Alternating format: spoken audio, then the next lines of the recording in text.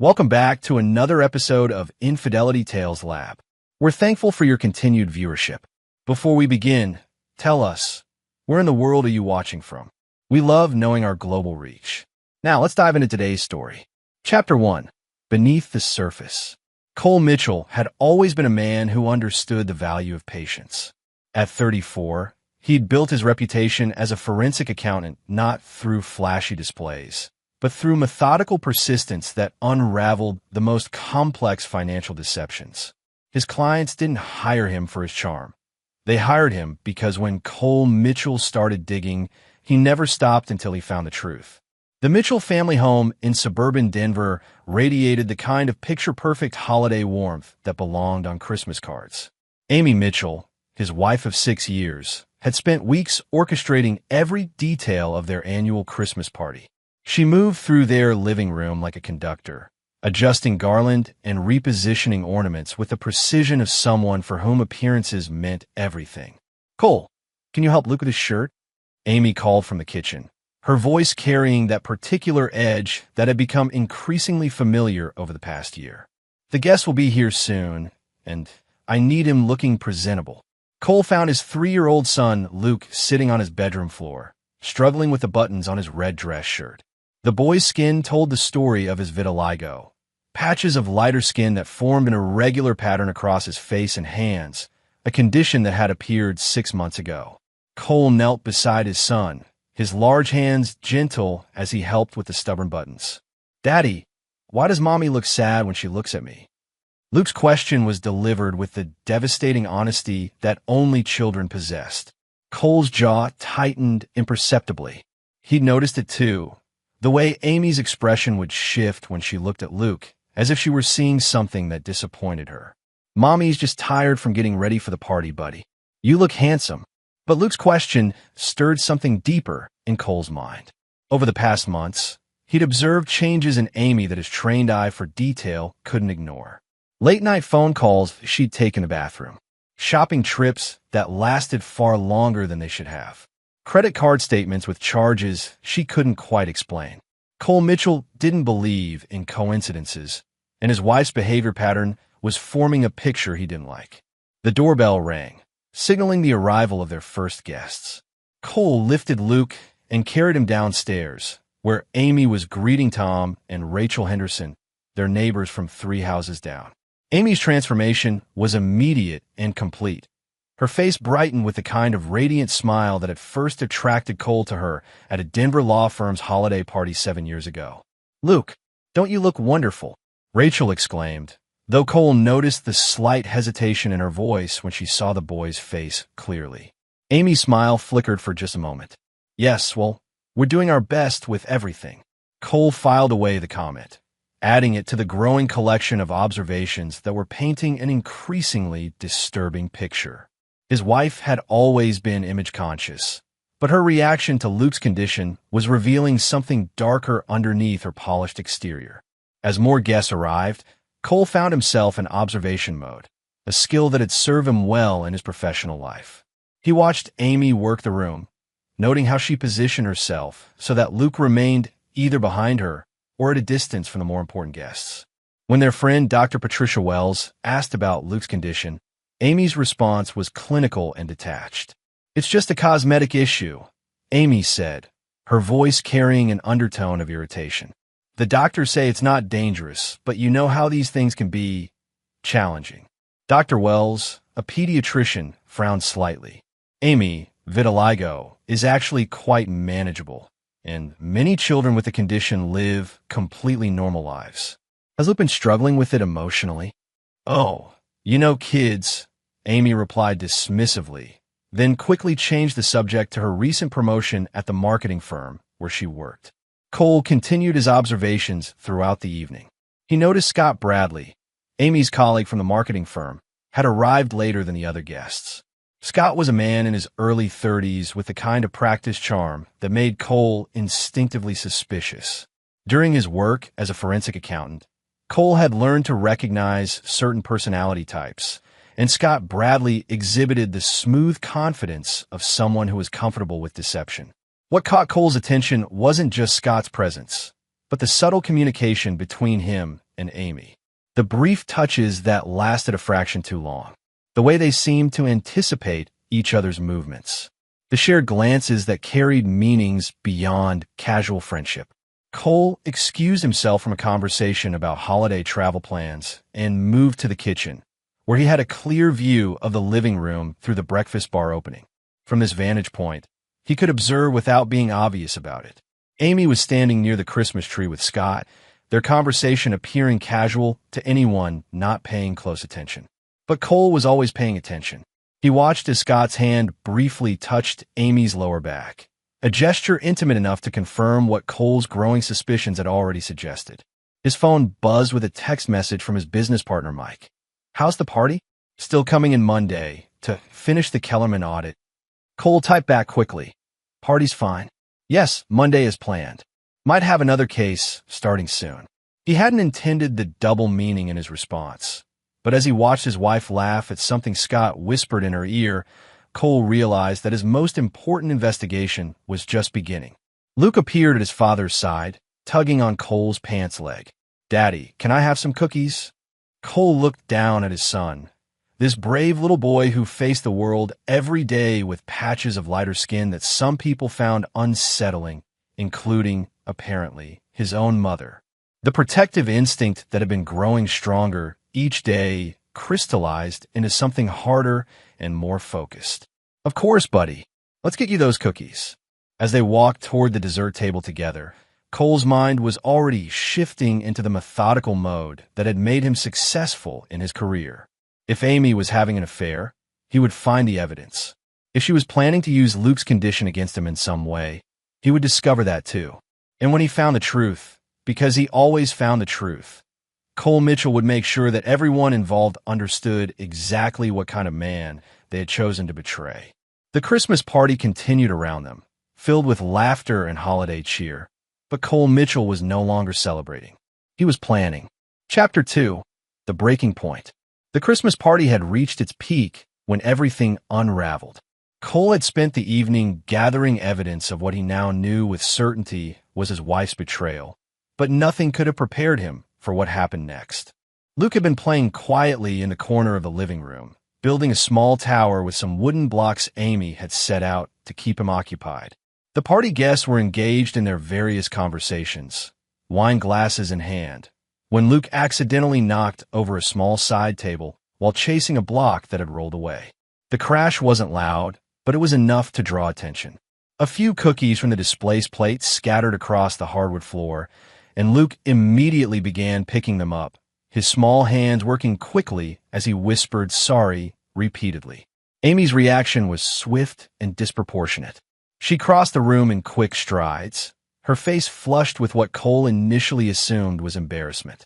But what happened next revealed something far darker. "Luke, what is wrong with you?" Amy's voice cut through the party chatter like a blade.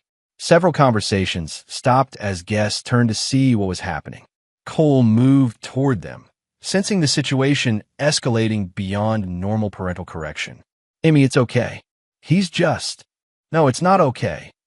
Amy's voice rose higher, and she grabbed Luke's arm with enough force to make the boy wince. "I spend all day making everything perfect, and you have to ruin it." Luke's eyes filled with tears, but he continued trying to pick up the scattered cookies. "I'm sorry, Mommy. I'm sorry." Amy's face contorted with a rage that seemed to come from somewhere deeper than spilled cookies. She reached into the nearby dog food bowl, their golden retriever Max's dinner that had been left in the corner, and grabbed a handful of the dry kibble. "You want to make messes like an animal?" Amy's voice carried a viciousness that made several guests step back in shock. "Vitiligo? You're dirtier than a dog, huh? Get out." She threw the dog food at Luke, the small pellets striking the boy's face and chest as he tried to shield himself with his tiny hands. The room fell into a stunned silence that felt like a physical presence. Luke's terrified cry cut through the silence as he scrambled behind Cole's legs, his small body trembling against his father's protection. The boy's face was streaked with tears, and pieces of dog food were scattered across his red dress shirt. Cole's transformation was immediate and complete. The methodical forensic accountant disappeared, replaced by something infinitely more dangerous. His voice, when he spoke, was quiet enough that everyone had to strain to hear it, but the words carried the weight of absolute authority. Everyone out. Now, the guests needed no further encouragement. They gathered their coats and belongings with the efficiency of people who recognized that they were witnessing something that would forever change the dynamics of the Mitchell family. Dr. Wells paused as if she might say something, but Cole's expression stopped her cold. Scott Bradley was the last to leave, his eyes finding Amy's for a moment that lasted too long. Cole noted the exchange and filed it away with everything else he'd observed that evening. When the door closed behind the final guest, the house fell into a silence that felt heavy with consequence. Amy stood near the Christmas tree, her chest rising and falling rapidly, as if she'd just finished running. Luke remained pressed against Cole's legs, his crying reduced to soft hiccups. Amy. Cole's voice was still quiet, but there was something in it that made his wife take a step back. Go upstairs. Cole, you don't understand the pressure I'm under. Planning this party, try and make everything perfect, and then go upstairs. Now. Amy opened her mouth to argue, then seemed to think better of it. She climbed the stairs without another word, leaving Cole alone with his son. Cole knelt down and gently picked the pieces of dog food from Luke's shirt and hair. The boy's tears had stopped, but his breathing was still shaky with the aftermath of fear. Daddy, why did Mommy throw the doggy food at me? The question hit Cole like a physical blow. How do you explain to a 3-year-old that his mother's cruelty stems from her inability to accept his appearance? How do you tell a child that the person who should love him unconditionally sees him as a source of shame? I don't know, buddy, but it's never going to happen again. Cole carried Luke upstairs to his bedroom, helping him change into his pajamas and reading him 2 extra stories until the boy finally fell asleep. Then Cole went to his home office and closed the door. The next 4 hours passed in a blur of methodical activity. Cole packed 2 suitcases, one for himself and one for Luke. He gathered important documents, birth certificates, passports, medical records, insurance papers. He transferred money from their joint accounts into an account Amy didn't know existed. He composed and sent emails to his business partner and 3 key clients, explaining that he would be out of touch for a few days due to a family emergency. By 4 a.m, everything was ready. Cole loaded the suitcases into his car, then returned for Luke, lifting the sleeping boy gently and carrying him to the car without waking him. Amy never stirred as they left. Cole supposed she was sleeping off the wine and the adrenaline of her performance. Or perhaps she was texting Scott Bradley, sharing details about how her evening had unfolded. Either way, when Amy Mitchell woke up the next morning, she would find herself alone in a house that felt emptier than she could possibly imagine. Cole drove through the pre-dawn darkness toward his brother's cabin in the mountains outside Colorado Springs. Luke slept peacefully in his car's seat, one small hand clutching the stuffed elephant that Cole had grabbed from his son's bed. As the miles passed, Cole's mind wasn't focused on what they were leaving behind. Instead, he was thinking about what came next. Amy had shown him exactly who she was in that moment with the dog food.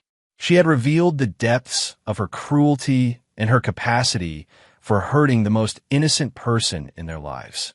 Cole Mitchell was a man who understood patience, but he was also a man who understood justice. And justice, he was beginning to realize, was something he would have to create for himself. 3 weeks later, sitting in his brother's cabin while Luke played with wooden trucks on the floor, Cole's phone rang 22 times in a single afternoon. Amy's lawyer's name appeared on the caller ID with each attempt. Cole let every call go to voicemail, but he listened to each message with the careful attention he'd once applied to financial discrepancies in complex audit cases. Amy was painting herself as the victim. She claimed Cole had kidnapped their son. She spoke of reconciliation and family therapy. But Cole Mitchell was no longer interested in Amy's version of the truth. He was interested in creating a new truth, one where people like Amy Mitchell learned that there were consequences for cruelty, especially when that cruelty was directed at innocent children. The investigation into his wife's betrayal could now begin in earnest. Chapter 3. The Foundation of Truth. Cole Mitchell stood at the window of his brother's cabin, watching Luke build snow forts in the yard below. 3 weeks had passed since the Christmas party, and his son was finally beginning to smile again. The boy's nightmares had stopped, and he no longer flinched when someone spoke to him in a raised voice. David Mitchell, Cole's younger brother and a retired military intelligence officer, entered the room carrying 2 cups of coffee and a manila folder thick with documents. "Your wife's lawyer called my landline this morning," David said, settling into the chair beside Cole. "Apparently they've run out of ways to reach you directly." Cole accepted the coffee without taking his eyes off Luke. "What did you tell them?" "That I'd pass along the message. They want to schedule a meeting to discuss amicable resolution of custody arrangements." David's tone suggested exactly what he thought of that phrase. Amicable. Cole's laugh was devoid of humor. After what she did to Luke, they want amicable. David opened the folder and spread several photographs across the coffee table. "Speaking of what she did, I think you need to see these." Cole turned from the window and examined the photographs. They showed Amy and Scott Bradley in various locations around Denver, entering a hotel together, sitting close in a restaurant booth, embracing in the parking lot of Amy's office building. David's surveillance skills hadn't diminished since leaving the military. "How long?" Cole asked. "Based on the timestamps and what I've been able to piece together, at least 8 months. Probably longer." David pulled out another set of documents. But the affair isn't the worst part. Cole's attention sharpened. In his experience, when someone said the affair wasn't the worst part, it meant the foundation was about to shift beneath everything he thought he knew. "Scott Bradley isn't just Amy's lover," David continued. "He's also her business partner in a side venture she's been running through a shell company. They've been organizing corporate events and marketing campaigns, using Amy's position at the firm to funnel clients to their private business." Cole studied the financial documents David had obtained. The pattern was clear. Amy had been violating her employment contract and potentially engaging in conflicts of interest. But more importantly, she'd been building a financial foundation that excluded Cole entirely. "She's been planning to leave you for months," David said. "The LLC was established 9 months ago. They've been moving money through it, building up capital. I think the Christmas party incident wasn't an explosion of temper. I think it was calculated to provoke you into leaving." The realization hit Cole like a physical blow. Amy hadn't lost control at the Christmas party. She had orchestrated the entire scenario to create grounds for a divorce that would paint Cole as the unstable parent who abandoned his family. She threw dog food at Luke as part of a plan. Cole's voice was dangerously quiet. "Think about it," David said. "She humiliates Luke publicly, driving you to leave with him. Then she spends 3 weeks building a narrative about how you kidnapped their son and fled. When this goes to court, she'll claim you're unstable and that she was just overwhelmed by the stress of managing Luke's condition alone." Cole walked to the fireplace and stared into the flames. Everything made sense now. Amy's increasing detachment from Luke, her reluctance to discuss his vitiligo with doctors, her positioning during the party to keep Luke away from guests. She'd been laying groundwork for months, creating a story where Luke's condition was a burden that drove her husband to dangerous behavior. "There's more," David said quietly. "I did some digging into Scott Bradley's background. He was married before, divorced 2 years ago. His ex-wife filed a restraining order that was later dropped. The divorce settlement included a clause about supervised visitation with their daughter." Cole turned back to his brother. "What kind of clause?" "The kind that suggests Scott Bradley shouldn't be around children unsupervised." The implications crashed over Cole like a wave. Amy wasn't just planning to divorce him and take Luke. She was planning to introduce their son to a man who potentially posed a danger to children. Cole's phone buzzed with another call from Amy's lawyer. This time, he answered. "Mr. Mitchell? This is Patricia Huang from Brennan, Huang and Associates. I represent your wife in this matter. I know who you are, Ms. Huang. I've been listening to your voicemails. Then you know how important it is that we resolve this situation quickly. Your wife is beside herself with worry about Luke. She just wants her family back together." Cole's laugh was cold enough to carry through the phone line. Her family. Interesting phrase. "Mr. Mitchell, I understand you may have had a disagreement, but taking Luke without Amy's consent constitutes parental kidnapping. We can resolve this amicably, but you need to return with Luke immediately. Tell me, Ms. Huang, in your discussion with Amy about that night, did she mention throwing dog food at a 3-year-old while calling him dirty? The silence on the line stretched long enough for Cole to know that Amy's version of events had omitted certain details. Mr. Mitchell, I think it would be best if we met in person to discuss this situation properly. I agree completely. Let's meet, but not to discuss amicable resolution. Cole's voice carried the precision he used when presenting findings to corporate boards. Let's meet to discuss exactly what kind of woman your client really is and what she's been planning with Scott Bradley. Another silence, shorter this time. I'm not sure what you're referring to. 9 months ago, your client established a shell company with her lover. They've been funneling business away from her employer while building a joint financial foundation. 8 months ago, she began systematically distancing herself from our son's medical care. 3 weeks ago, she emotionally and physically abused a 3-year-old child in front of witnesses as part of a calculated plan to create grounds for a divorce that would paint me as an unstable parent. Cole let those words settle before continuing. So yes, Ms. Huang, let's definitely meet, because I have documentation for all of it, and I think you need to understand exactly what your client hasn't told you about her definition of family. When Cole ended the call, David was looking at him with something approaching admiration. So what's the plan? David asked.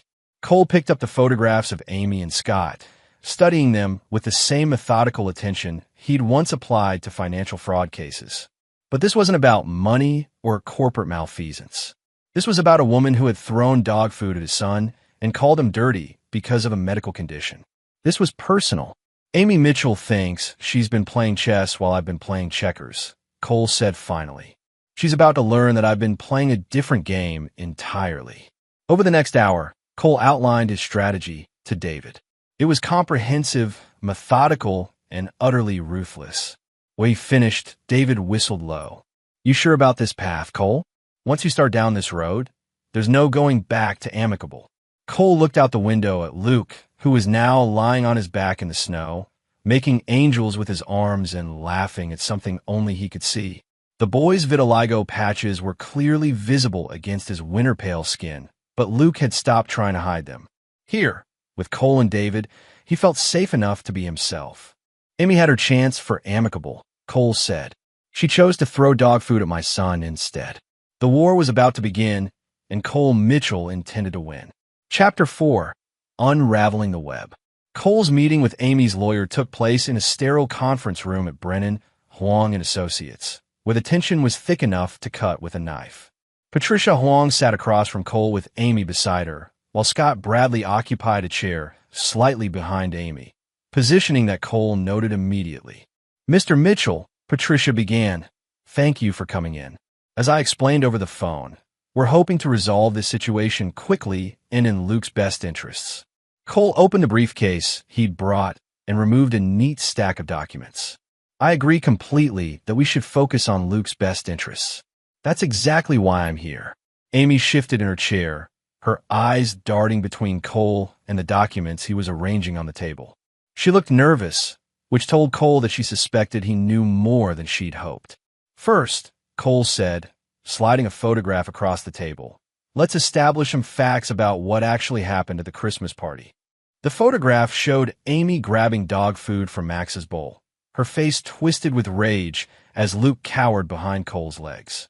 David had managed to pull the image from the Hendersons' social media account. Apparently, Tom Henderson had been taking candid shots of the party and captured the moment without realizing its significance.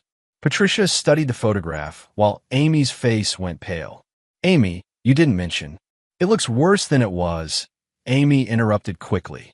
I was just overwhelmed, and Luke had been acting out all evening. Cole is making it seem more dramatic than it actually was. Cole slid another document across the table. This is a statement from Dr. Patricia Wells, who was present at the party. She's a pediatrician, and she's documented exactly what she witnessed that evening, including the exact words Amy used when she threw dog food at our son.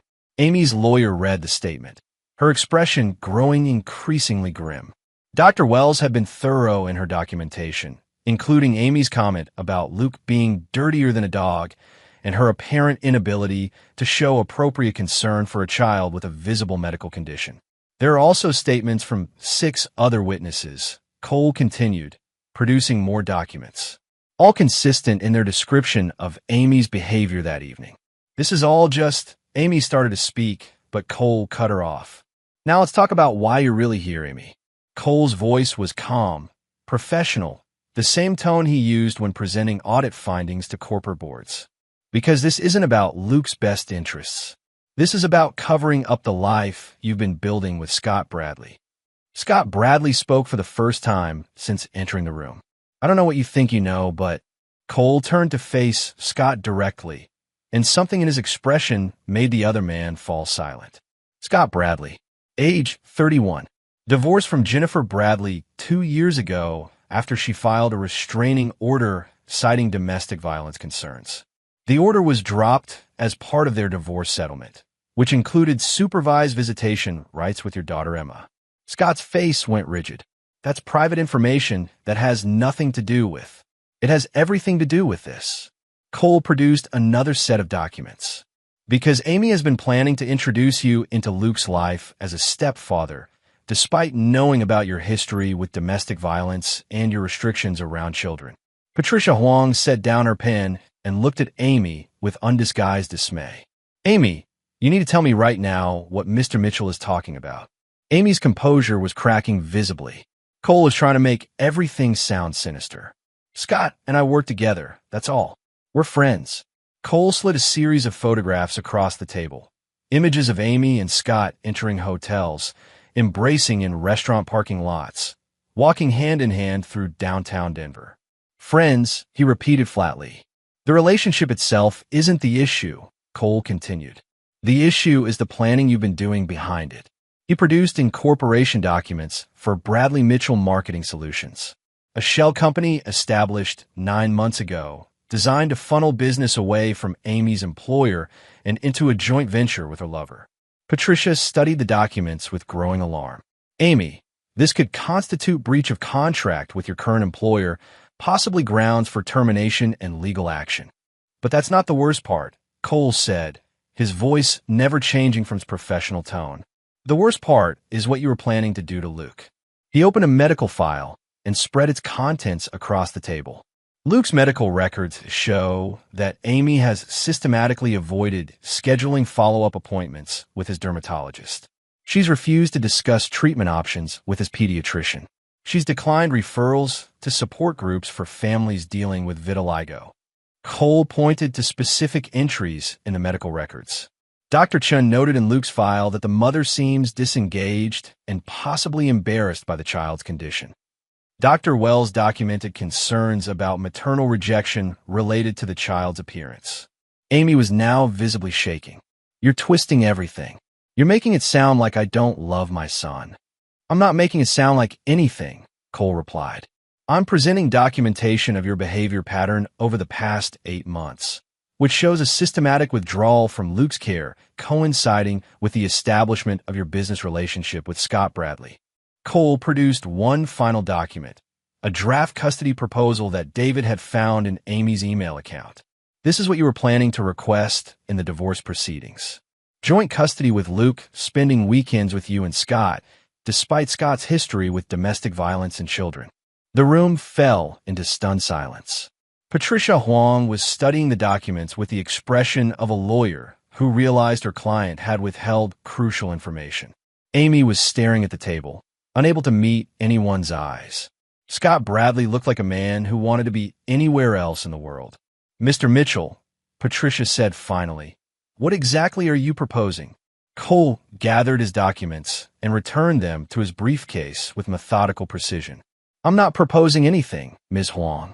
I'm informing you that I will be filing for full custody of Luke with supervised visitation for Amy contingent on her completing parenting classes and psychological evaluation.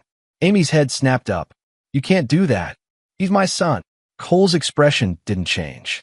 You threw dog food at him and called him dirty because of a medical condition. You've systematically withdrawn from his medical care. You've been planning to introduce a man with a history of domestic violence into his life. Any family court judge will find those facts very interesting. He stood and walked toward the door, then turned back to face the room. But I'm not done yet. Amy, you made a choice 3 weeks ago to prioritize your image over your son's well-being. Scott, you chose to participate in a relationship that put a vulnerable child at risk. Both of you are about to learn that choices have consequences. As Cole left the conference room, he could hear Amy's voice rising in panic behind him, demanding that Patricia do something to stop him. But Cole Mitchell was no longer interested in what Amy demanded. The foundation of their life together had been destroyed the moment she threw dog food at Luke. Now Cole was building something new on the ruins, something where his son would never again have to fear the people who were supposed to love him. The real work was just beginning. Chapter 5. The Trap Springs. 2 months after the conference room meeting, Cole's carefully orchestrated plan began to unfold with the precision of a master clockmaker's mechanism.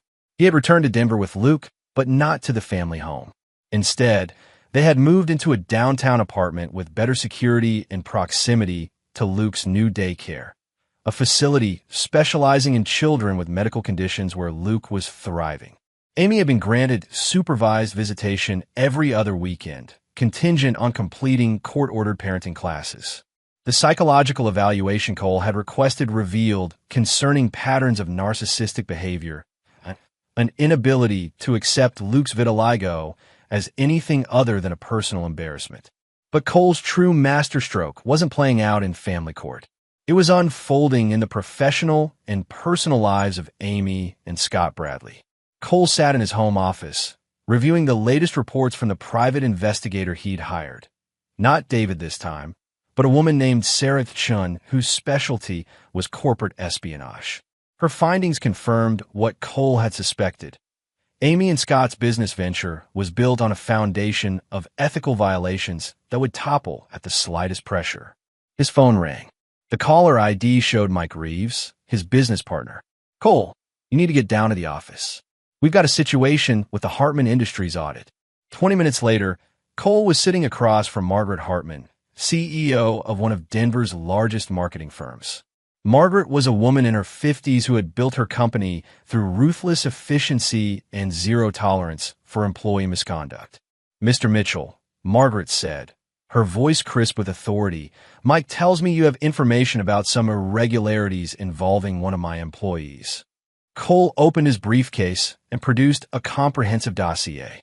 "Amy Mitchell has been using her position at your firm to funnel clients to a side business she operates with Scott Bradley. They've been undercutting your pricing, stealing your proprietary marketing strategies, and using your client relationships to build their own company." Margaret studied the documents with the attention of someone who understood that her company's reputation was being threatened. "How long has this been going on?" "At least 9 months. They've diverted approximately $200,000 in potential revenue from Hartman Industries to their shell company." Cole handed her additional documentation. "But there's more. They've been using company resources, computers, phones, meeting rooms to conduct their private business activities." Margaret's expression grew colder with each revelation. "And you have proof of all this?" Cole nodded. "Financial records, email correspondence, client testimonials, meeting schedules. Everything you need to terminate Amy for cause and potentially pursue legal action for breach of contract and theft of trade secrets." "Why are you bringing this to me, Mr. Mitchell? I understand Amy is your wife." Cole's expression didn't change. Amy chose to prioritize her personal interests over her family responsibilities. "I'm simply ensuring that her choices have appropriate consequences." Margaret gathered the documents and stood. "Mr. Mitchell, I appreciate your thoroughness. Amy Mitchell will be terminated effective immediately and will be pursuing all available legal remedies." As Cole left Margaret's office, his phone buzzed with a text from Sarah Chun. Phase 2 complete. Scott Bradley's ex-wife ready to proceed. Phase 2 involved Jennifer Bradley, Scott's ex-wife, who had been very interested to learn about Scott's relationship with a woman who had custody of a young child. Jennifer had agreed to file a motion to revoke Scott's supervised visitation rights with their daughter, citing his involvement with someone who had documented issues with child welfare. But Cole's most devastating move was yet to come. That evening, Cole received a call from Detective Lisa Rodriguez of the Denver Police Department. "Mr. Mitchell, we need to talk. Can you come to the station?" An hour later, Cole sat across from Detective Rodriguez in an interview room at the Denver Police Station. She was a woman in her 40s with the alert eyes of someone who had seen too much human cruelty. "Mr. Mitchell, we've received some information about an incident involving your son. Can you tell me what happened at your Christmas party 3 months ago?" Cole provided a detailed account of that evening, focusing specifically on Amy's behavior toward Luke. He presented the photographs, witness statements, and medical documentation that showed a pattern of emotional abuse.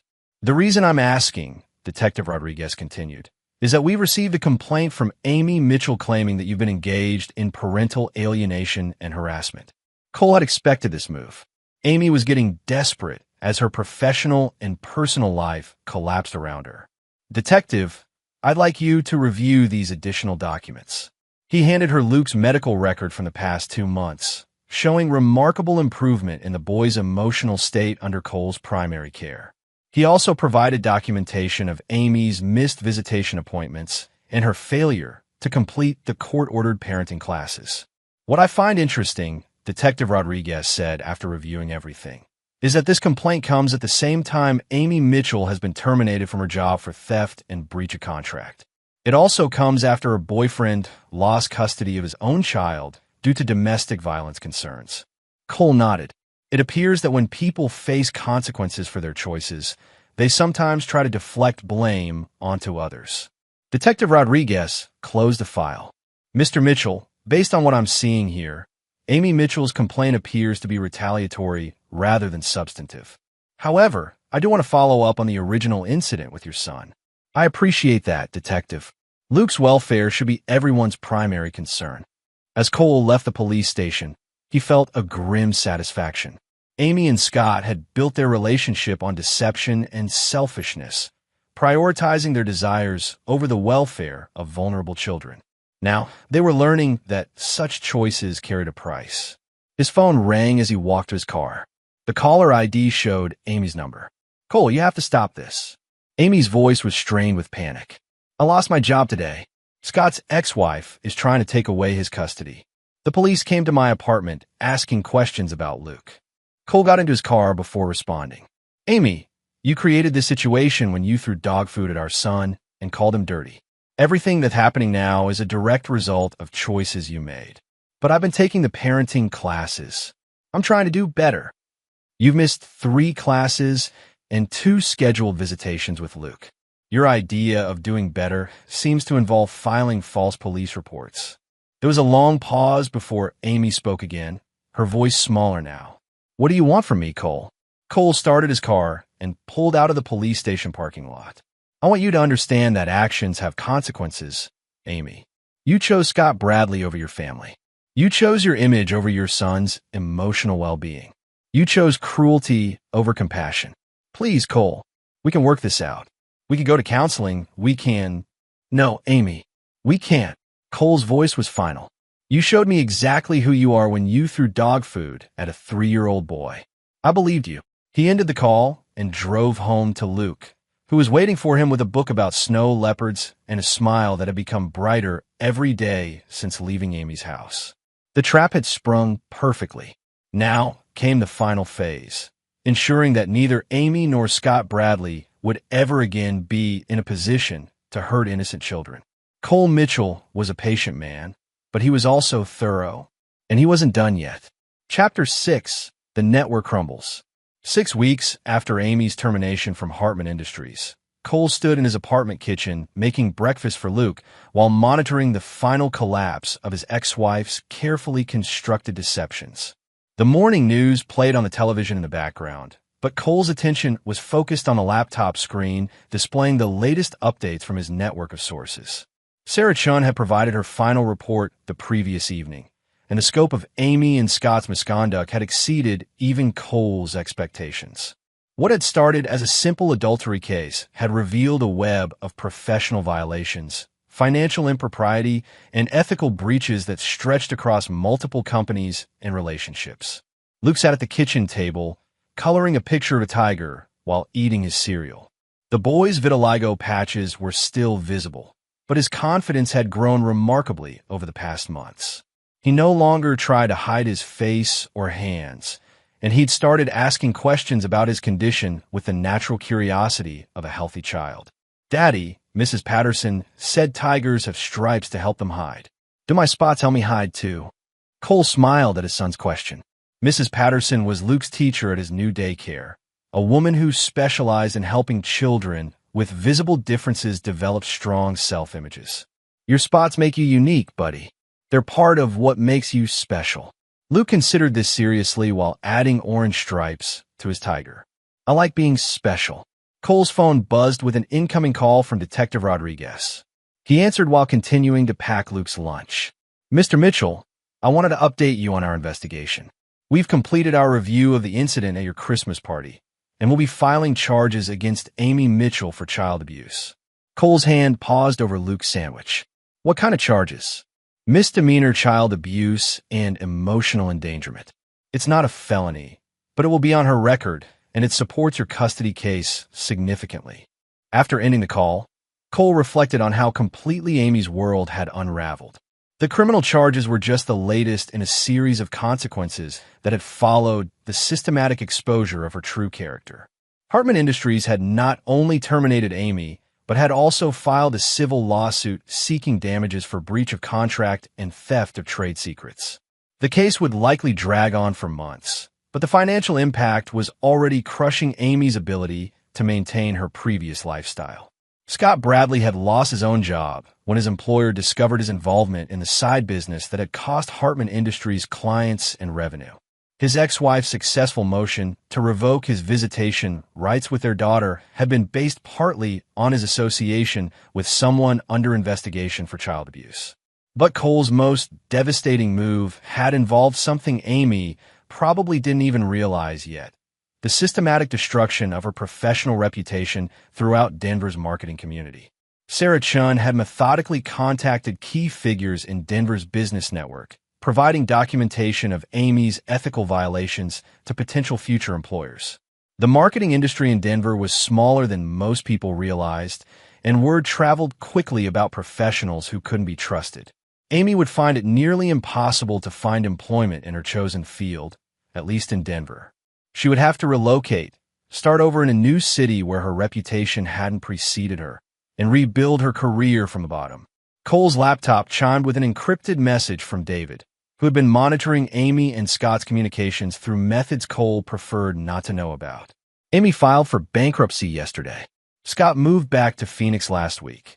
Apparently his family has connections there that might help him find work. Relationship appears to be over." Cole wasn't surprised. Relationships built on deception and selfishness rarely survived genuine pressure. Amy and Scott had been united by their shared willingness to prioritize their desires over their responsibilities to others.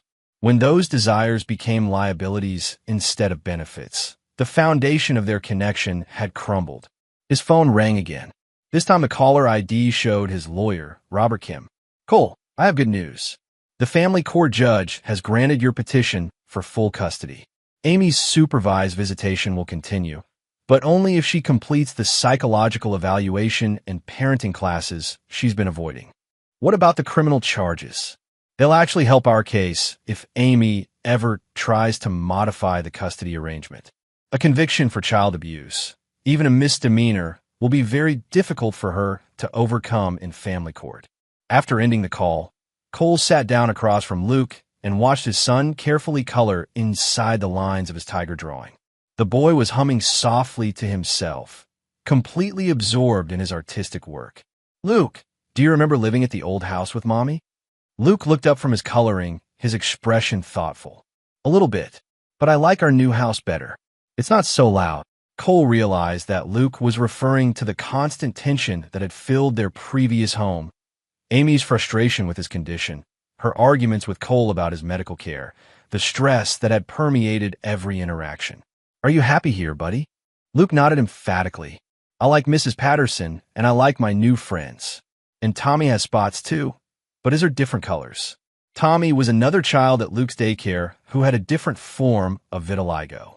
The two boys had become fast friends, bonding over their shared experience of looking different from other children. Cole's laptop chimed again with another message from Sarah Chun. Final report attached. Recommend terminating surveillance. Targets no longer pose credible threat. Cole opened Sarah's final report and reviewed the comprehensive documentation of how completely Amy and Scott's plans had collapsed. Their business venture had been exposed and shut down. Their professional reputations had been destroyed.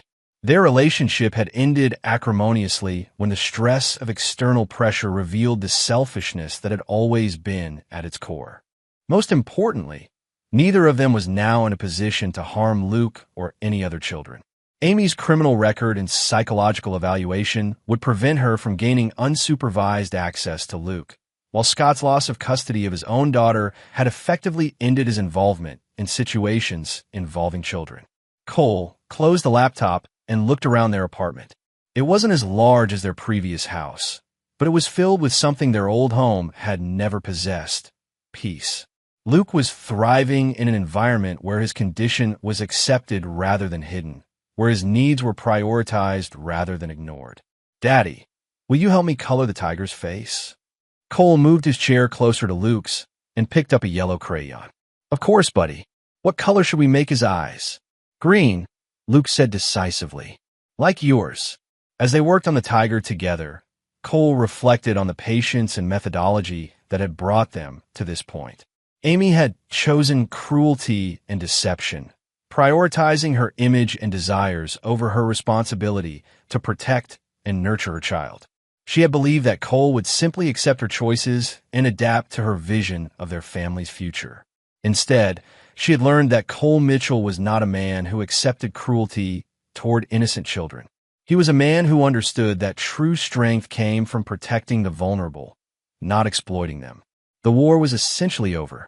Amy and Scott had been routed completely, their capacity for future harm neutralized through the systematic exposure of their true characters. But Cole wasn't finished yet. There was one final lesson he intended to teach, one that would ensure Amy never forgot the consequences of throwing dog food at a 3-year-old boy and calling him dirty. Some lessons Cole had learned needed to be permanent. Chapter 7. The Final Lesson. 8 months after the Christmas party incident, Cole stood in the courtroom where Amy's criminal trial was reaching its conclusion. She sat at the defendant's table with a public defender, having been unable to afford private counsel after losing her job and declaring bankruptcy. The confident, image-conscious woman who had orchestrated elaborate Christmas parties was gone, replaced by someone who looked defeated and isolated. Luke wasn't present for the trial. Cole had ensured his son was spending the day with David at a children's museum, far from the courthouse drama. But Luke's impact on the proceedings was unmistakable. The prosecutor had built her case around protecting vulnerable children from emotional abuse, using Luke's situation to illustrate the lasting damage such treatment could cause. Dr. Patricia Wells testified about what she had witnessed at the Christmas party, her professional expertise lending weight to the prosecution's argument that Amy's behavior constituted a serious form of child abuse. The photographs David had obtained told the story more powerfully than words ever could. When the judge announced the guilty verdict on charges of misdemeanor child abuse and emotional endangerment, Amy's shoulders sagged in defeat. The sentence included probation, mandatory anger management counseling, and a permanent notation on her criminal record that would affect her employment prospects indefinitely. But Cole's presence in the courtroom wasn't about witnessing Amy's legal consequences. He was there to deliver his final message personally. After the trial concluded, Cole approached Amy outside the courthouse. She was alone. Scott Bradley had disappeared from her life months ago, and her relationship with her own family had deteriorated under the stress of public shame. "Hello, Amy." She turned to face him, and Cole was struck by how much she had changed. The woman who had once prided herself on perfect appearance now looked worn down by months of stress and financial pressure. "Cole." Her voice was barely above a whisper. "I suppose you're satisfied now." Cole studied her face, looking for any sign of genuine remorse or understanding of what she had done to Luke. What he saw instead was self-pity and resentment. Even now, Amy saw herself as the victim of circumstances rather than the author of her own destruction. Amy, do you understand why you're here? She gestured toward the courthouse. Because you destroyed my life over one moment of poor judgment. Because you couldn't forgive one mistake. Cole felt something cold settle in his chest. After everything that had happened, the loss of her job, the end of her relationship, the bankruptcy, the criminal conviction, Amy still didn't understand what she had done wrong. One mistake, Cole repeated. Is that what you call throwing dog food at a 3-year-old child and calling him dirty because of a medical condition? I was overwhelmed. I was trying to manage everything perfectly, and Luke chose that moment too. Luke chose to be a 3-year-old child, Cole interrupted. You chose to emotionally abuse him in front of a room full of people. Amy's composure finally cracked. You've taken everything from me. My job, my home, my future. All because I lost my temper for 5 minutes. Cole watched her dispassionately. This was the woman he had once loved, the woman he had married and planned to build a life with. But that person had been an illusion, a carefully constructed image that had hidden the capacity for cruelty toward innocent children. Amy, you didn't lose your temper. You revealed who you really are. Cole's voice was quiet but carried absolute conviction. Everything that's happened to you since that night has been a consequence of your own choices. You chose to have an affair with Scott Bradley. You chose to establish a business built on deception and theft. You chose to withdraw from Luke's medical care because his condition embarrassed you. And you chose to abuse a child rather than examine your own character. I never meant. You meant every word you said to Luke that night. You meant it when you called him dirty. You meant it when you threw dog food at him. And you spent the last 8 months feeling sorry for yourself instead of taking responsibility for the harm you caused. Amy's eyes filled with tears, but Cole felt no sympathy. These weren't tears of remorse for hurting Luke. They were tears of self-pity for facing consequences. What do you want from me, Cole? I've lost everything. Isn't that enough? Cole considered her question seriously. What did he want from Amy Mitchell? What would constitute appropriate justice for a woman who had emotionally abused a 3-year-old child because his medical condition threatened her perfect image? I want you to understand something, Amy. Luke is thriving now. He's happy, confident, and secure. He no longer flinches when people speak to him. He no longer tries to hide his face or hands. He's learning that his vitiligo makes him unique rather than shameful. Cole paused, letting those words sink in. All of that happened after he was removed from your influence. Think about what that tells you about the kind of mother you were. Amy's tears came harder now, but Cole continued relentlessly. I want you to understand that you will never have unsupervised access to Luke again. Your criminal conviction, your psychological evaluation, and your continued refusal to accept responsibility for your actions have made that impossible. Luke will grow up knowing that his father protected him from someone who saw his medical condition as a source of shame. Cole stepped closer, his voice dropping to a whisper that only Amy could hear. And I want you to understand that if you ever attempt to contact Luke without court supervision, if you ever try to undermine the progress he's made, if you ever again prioritize your image over his welfare, I will make everything you've experienced over the past 8 months look like a minor inconvenience. Amy stepped backward, apparently seeing something in Cole's expression that frightened her. Cole, I'm his mother. No, Amy, you're the woman who threw dog food at him. That's how Luke will remember you, and that's how everyone who matters will remember you. You made that choice, and now you get to live with it forever. Cole turned and walked away, leaving Amy standing alone outside the courthouse where her criminal conviction had just become official. He didn't look back. As he drove home to Luke, Cole reflected on the systematic dismantling of Amy and Scott's lives. Both had learned that their choices carried consequences that extended far beyond the immediate moment of decision. Amy would carry her criminal record forever, affecting her employment prospects, her housing options, and her ability to form new relationships. Scott had lost his own child and been forced to relocate to another state, his professional reputation in ruins. But more importantly, Luke was safe. He would grow up in an environment where his vitiligo was accepted as part of what made him special rather than something to hide. He would never again have to fear emotional abuse from the people who were supposed to love him unconditionally. When Cole arrived home, he found Luke in the living room with David, building an elaborate castle out of blocks. The boy looked up with a smile that lit up his entire face. "Daddy, Uncle David and I built a castle with a moat and everything." Cole knelt down and examined their architectural achievement. "It's magnificent, buddy.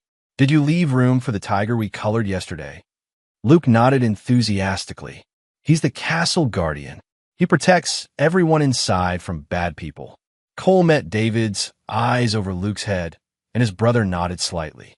The message was clear. Luke felt safe, protected, and valued. The boy who had once hidden behind Cole's legs in terror was now confidently building castles and assigning roles to protective tigers. "That's perfect, Luke. Tigers are very good at protecting the people they care about." As they played together, Cole felt a deep satisfaction that had nothing to do with revenge or justice. It was the satisfaction of a father who had protected his child from harm, who had created a safe space for a little boy to grow and thrive without fear. Amy Mitchell had made her choices, and she would live with the consequences forever. But Luke would grow up free from her influence, surrounded by people who valued his uniqueness rather than hiding it. The war was over, and Cole Mitchell had won completely. Chapter 8: Consequences and Revelations. 1 year after the Christmas party incident, Cole received an unexpected phone call that would provide the final chapter in Amy and Scott's downfall. He was in his office reviewing quarterly reports when his phone rang, displaying a number he didn't recognize. "Mr. Mitchell? This is Detective Maria Santos with the Phoenix Police Department. I'm calling about Scott Bradley." Cole's attention sharpened immediately. Scott had relocated to Phoenix after losing his job in Denver, presumably to start over with his family's help. "What about him, Detective?" "Mr. Bradley was arrested yesterday on charges of domestic violence against his new girlfriend. During our investigation, we discovered some information that connects to your situation in Denver." Cole set down his pen and focused entirely on the conversation. "What kind of information?" "Mr. Bradley's girlfriend, Stephanie Walsh, has a 5-year-old daughter with a visible birthmark. According to Ms. Walsh, Mr. Bradley became increasingly agitated about the child's appearance, making comments about how it reflected poorly on their family image. The domestic violence incident occurred when Ms. Walsh refused to consider cosmetic surgery for her daughter." Cole felt a chill of recognition. Scott's pattern was becoming clear. He was attracted to women with children who had visible differences, then used those differences as leverage for emotional manipulation and control. "Detective, I think you need to know about Scott's relationship with my ex-wife and how he influenced her treatment of my son." Over the next hour, Cole provided Detective Santos with comprehensive documentation of Scott's involvement in Amy's abuse of Luke. He explained how Scott had encouraged Amy's shame about Luke's vitiligo, using the boy's condition as a wedge to separate Amy from her family and bind her more closely to him. "Mr. Mitchell, this information suggests a pattern of behavior that goes beyond simple domestic violence. We're going to investigate whether Mr. Bradley has been deliberately targeting women with children who have visible differences." After ending the call, Cole immediately contacted Detective Rodriguez in Denver to share the new information. The implications were staggering. If Scott had been systematically seeking out vulnerable families to exploit, there might be other victims who had suffered similar abuse. 2 weeks later, Detective Rodriguez called with an update that exceeded Cole's worst fears. "Cole, we've identified at least 3 other cases where Scott Bradley formed relationships with women who had children with visible medical conditions. In each case, he used the children's conditions to manipulate the mothers, often encouraging them to seek corrective treatments or to limit the children's social interactions." Cole sat in stunned silence as Detective Rodriguez continued. One case involved a single mother whose daughter has a facial birthmark.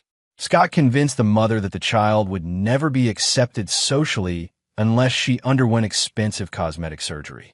Another case involved a boy with severe scarring from a childhood accident. Scott persuaded the mother to homeschool the child to avoid embarrassing situations. The pattern was clear and horrifying.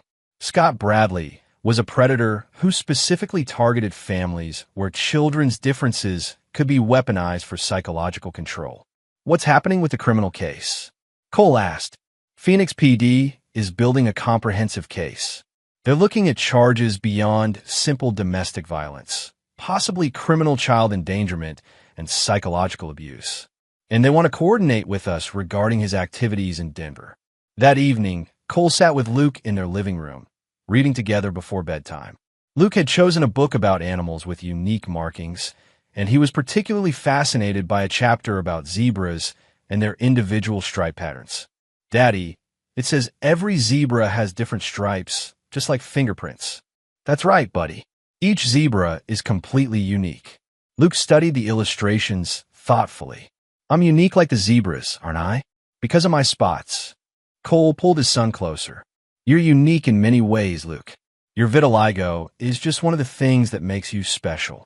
Luke nodded seriously, then asked a question that stopped Cole's heart. Daddy, why did that man Scott want Mommy to make me hide my spots? Cole had hoped Luke was too young to have understood the dynamics that had been playing out around him, but children were more perceptive than adults often realized. What do you remember about Scott, buddy? Luke's expression grew troubled.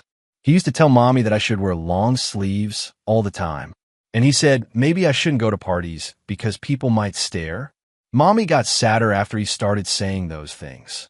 Cole felt a surge of rage at Scott Bradley that was almost overwhelming. The man hadn't just encouraged Amy's abuse of Luke. He had been directly coaching her to hide and shame their son. Luke, Scott was wrong about everything he said. There's nothing about you that needs to be hidden. Your spots are beautiful, and anyone who doesn't think so isn't worth worrying about. Luke smiled and returned his attention to the zebra book. I like being unique like the zebras. Later that evening, after Luke was asleep, Cole called David to share the new revelations about Scott's pattern of behavior. So he was specifically targeting families with children who had visible differences, David said after Cole finished explaining. That's not just opportunistic abuse, that's systematic predation. The worst part is how long it might have continued if Amy hadn't finally pushed things too far at the Christmas party, Cole replied. If she had been more subtle about her abuse, if she hadn't created such a public scene, Scott might have succeeded in completely isolating Luke from normal social development. David was quiet for a moment before responding. Cole, you need to understand something. You didn't just protect Luke from Amy's abuse. You probably saved other children from Scott Bradley's systematic manipulation. Cole hadn't considered that perspective, but David was right. By exposing Amy and Scott's relationship so thoroughly, by documenting their patterns of behavior so comprehensively, Cole had created a trail of evidence that was now being used to protect other vulnerable children. There's something else, Cole said. Detective Santos wants me to testify in the Phoenix case. Apparently, my documentation of Scott's behavior pattern with Luke is crucial to establishing his predatory methods. Are you going to do it? Cole thought about Stephanie Walsh's 5-year-old daughter, about the boy with facial scarring who had been homeschooled to avoid embarrassment, about all the children who might encounter Scott Bradley in the future. Yes, he said finally. If my testimony can help protect other children from what Luke went through, then I have an obligation to provide it. 3 months later, Cole sat in a Phoenix courtroom, providing detailed testimony about Scott Bradley's systematic manipulation of Amy's shame regarding Luke's vitiligo. The prosecutor used Cole's documentation to establish a clear pattern of predatory behavior targeting vulnerable families. Scott Bradley was convicted on multiple charges and sentenced to 3 years in prison, followed by supervised probation with restrictions on contact with families who had children with medical conditions or visible differences. After the trial, Stephanie Walsh approached Cole outside the courthouse. She was a woman in her 30s who looked exhausted but relieved. Mr. Mitchell, I wanted to thank you.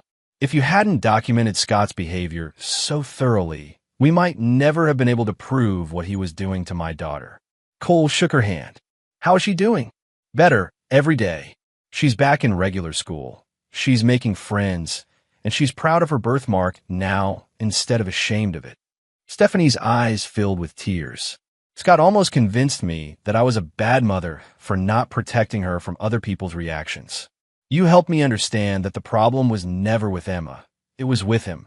As Cole flew back to Denver, he reflected on the full scope of what had begun with a Christmas party and a handful of dog food thrown at a 3-year-old boy. Amy's moment of cruelty had revealed a network of predatory behavior that had affected multiple families across multiple states. But more importantly, it had led to Luke's liberation from an environment where his uniqueness was seen as a source of shame rather than pride. When Cole arrived home, he found Luke in the kitchen with David, making cookies shaped like zebras and tigers. Luke's face was dusted with flour, and he was laughing at something his uncle had said. "Daddy, we made striped cookies." Cole examined the cookies, noting that Luke had carefully added white icing spots to some of the zebras, creating his own unique pattern. "These are perfect, buddy. Just like you." Luke beamed with pride, completely confident in his own worth and uniqueness. The boy who had once hidden behind Cole's legs in terror was now creating art that celebrated differences rather than hiding them. Amy Mitchell and Scott Bradley had chosen cruelty and manipulation, believing they could reshape reality to match their selfish desires. Instead, they had learned that some choices carried consequences that extended far beyond their intended scope. But Luke had learned something different, that he was valued exactly as he was, that his differences made him special rather than shameful, and that there were people in the world who would fight to protect his right to be himself. That, Cole realized, was the most important lesson of all. Chapter 9. The New Foundation. 2 years after the Christmas party incident, Cole stood in the auditorium of Luke's elementary school, watching his son participate in a presentation about what makes us special. Luke, now 5 years old, stood confidently at the front of the classroom, wearing a bright blue shirt that highlighted rather than hid his vitiligo patches. "My name is Luke Mitchell," his son said clearly, "and I have vitiligo, which means I have patches of lighter skin. My daddy says it makes me unique, like how every zebra has different stripes." Luke held up a drawing he'd made of himself, standing next to a zebra, both of them covered in distinctive patterns. The other children in the audience listened with the natural acceptance that made childhood friendships possible. "Some people used to think my spots were bad, but my daddy taught me they're actually special. Now I have friends who think they're cool, and I'm not scared to show them anymore." Cole felt a surge of pride that had nothing to do with Luke's performance and everything to do with the confidence his son had developed. The boy who had once been terrorized for his appearance now stood before his peers, celebrating what made him different. After the presentation, Cole spoke with Mrs. Patterson, Luke's teacher, who had become an important advocate for children with visible differences. "Luke has made remarkable progress," she said. "When he first started here, he was shy and withdrawn. Now, he's one of our most outgoing students. He's even started a friendship group for kids who look different from others." Cole watched Luke interact with his classmates, noting how naturally he moved among them. The boy had developed the kind of social confidence that came from knowing he was valued for who he was rather than hidden because of how he looked. "Mrs. Patterson, I want you to know how much your support has meant to our family. Luke talks about your class constantly." She smiled. "Luke is special, Mr. Mitchell, but I think you already know that." As they walked to the car after school, Luke chattered excitedly about his presentation and the positive reactions from his classmates. "Daddy, Tommy said my spots look like a map of secret islands. And Sarah asked if I could teach her how to draw zebras like mine." Cole helped Luke into his car seat, marveling at how completely his son's world had changed. The child who had once been reduced to tears by his mother's cruelty now created friendships based on celebrating rather than hiding differences. "I'm proud of you, buddy. You did a great job today. Daddy, can we visit Uncle David this weekend? I want to show him my zebra drawing." "Of course. Uncle David loves your artwork." As they drove home, Cole's phone rang with a call from Detective Rodriguez. He answered using the car's hands-free system. "Cole, I wanted to update you on the Amy situation. She's completed her probation successfully, but she's filed a motion requesting expanded visitation with Luke." Cole felt Luke's attention shift to the conversation. His son was old enough now to understand references to his mother, though Amy remained a distant figure in his daily life. "What kind of expansion is she requesting?" "Overnight visits and reduced supervision. Her lawyer argues that she's completed all court-ordered counseling and has maintained stable employment for 6 months. Cole considered this development. Amy had indeed met the technical requirements of her probation, but meeting requirements wasn't the same as demonstrating genuine change. What's your recommendation, detective? Honestly, I think the current arrangement is working well for Luke. The supervised visits twice a month seem appropriate given the history. But ultimately, it's up to the family court judge. After ending the call, Cole glanced at Luke in the rearview mirror. His son was looking out the window, his expression thoughtful. "Daddy, was that about Mommy?" Cole had always been honest with Luke about his mother's situation, explaining in age-appropriate terms that focused on Luke's safety and well-being. "Yes, buddy. Mommy wants to spend more time with you." Luke considered this quietly before responding. "Do I have to see her more if I don't want to?" The question broke Cole's heart. A 5-year-old child shouldn't have to make decisions about protecting himself from a parent, but Luke's instincts about Amy remain strong. "You never have to do anything that makes you feel unsafe or scared, Luke. That's a promise." Luke nodded seriously. "I like our visits now because Mrs. Johnson is there. Mommy is nicer when other people are watching." Cole realized that Luke had developed a sophisticated understanding of his mother's behavior patterns. Even at 5 years old, he recognized that Amy's treatment of him changed based on whether witnesses were present.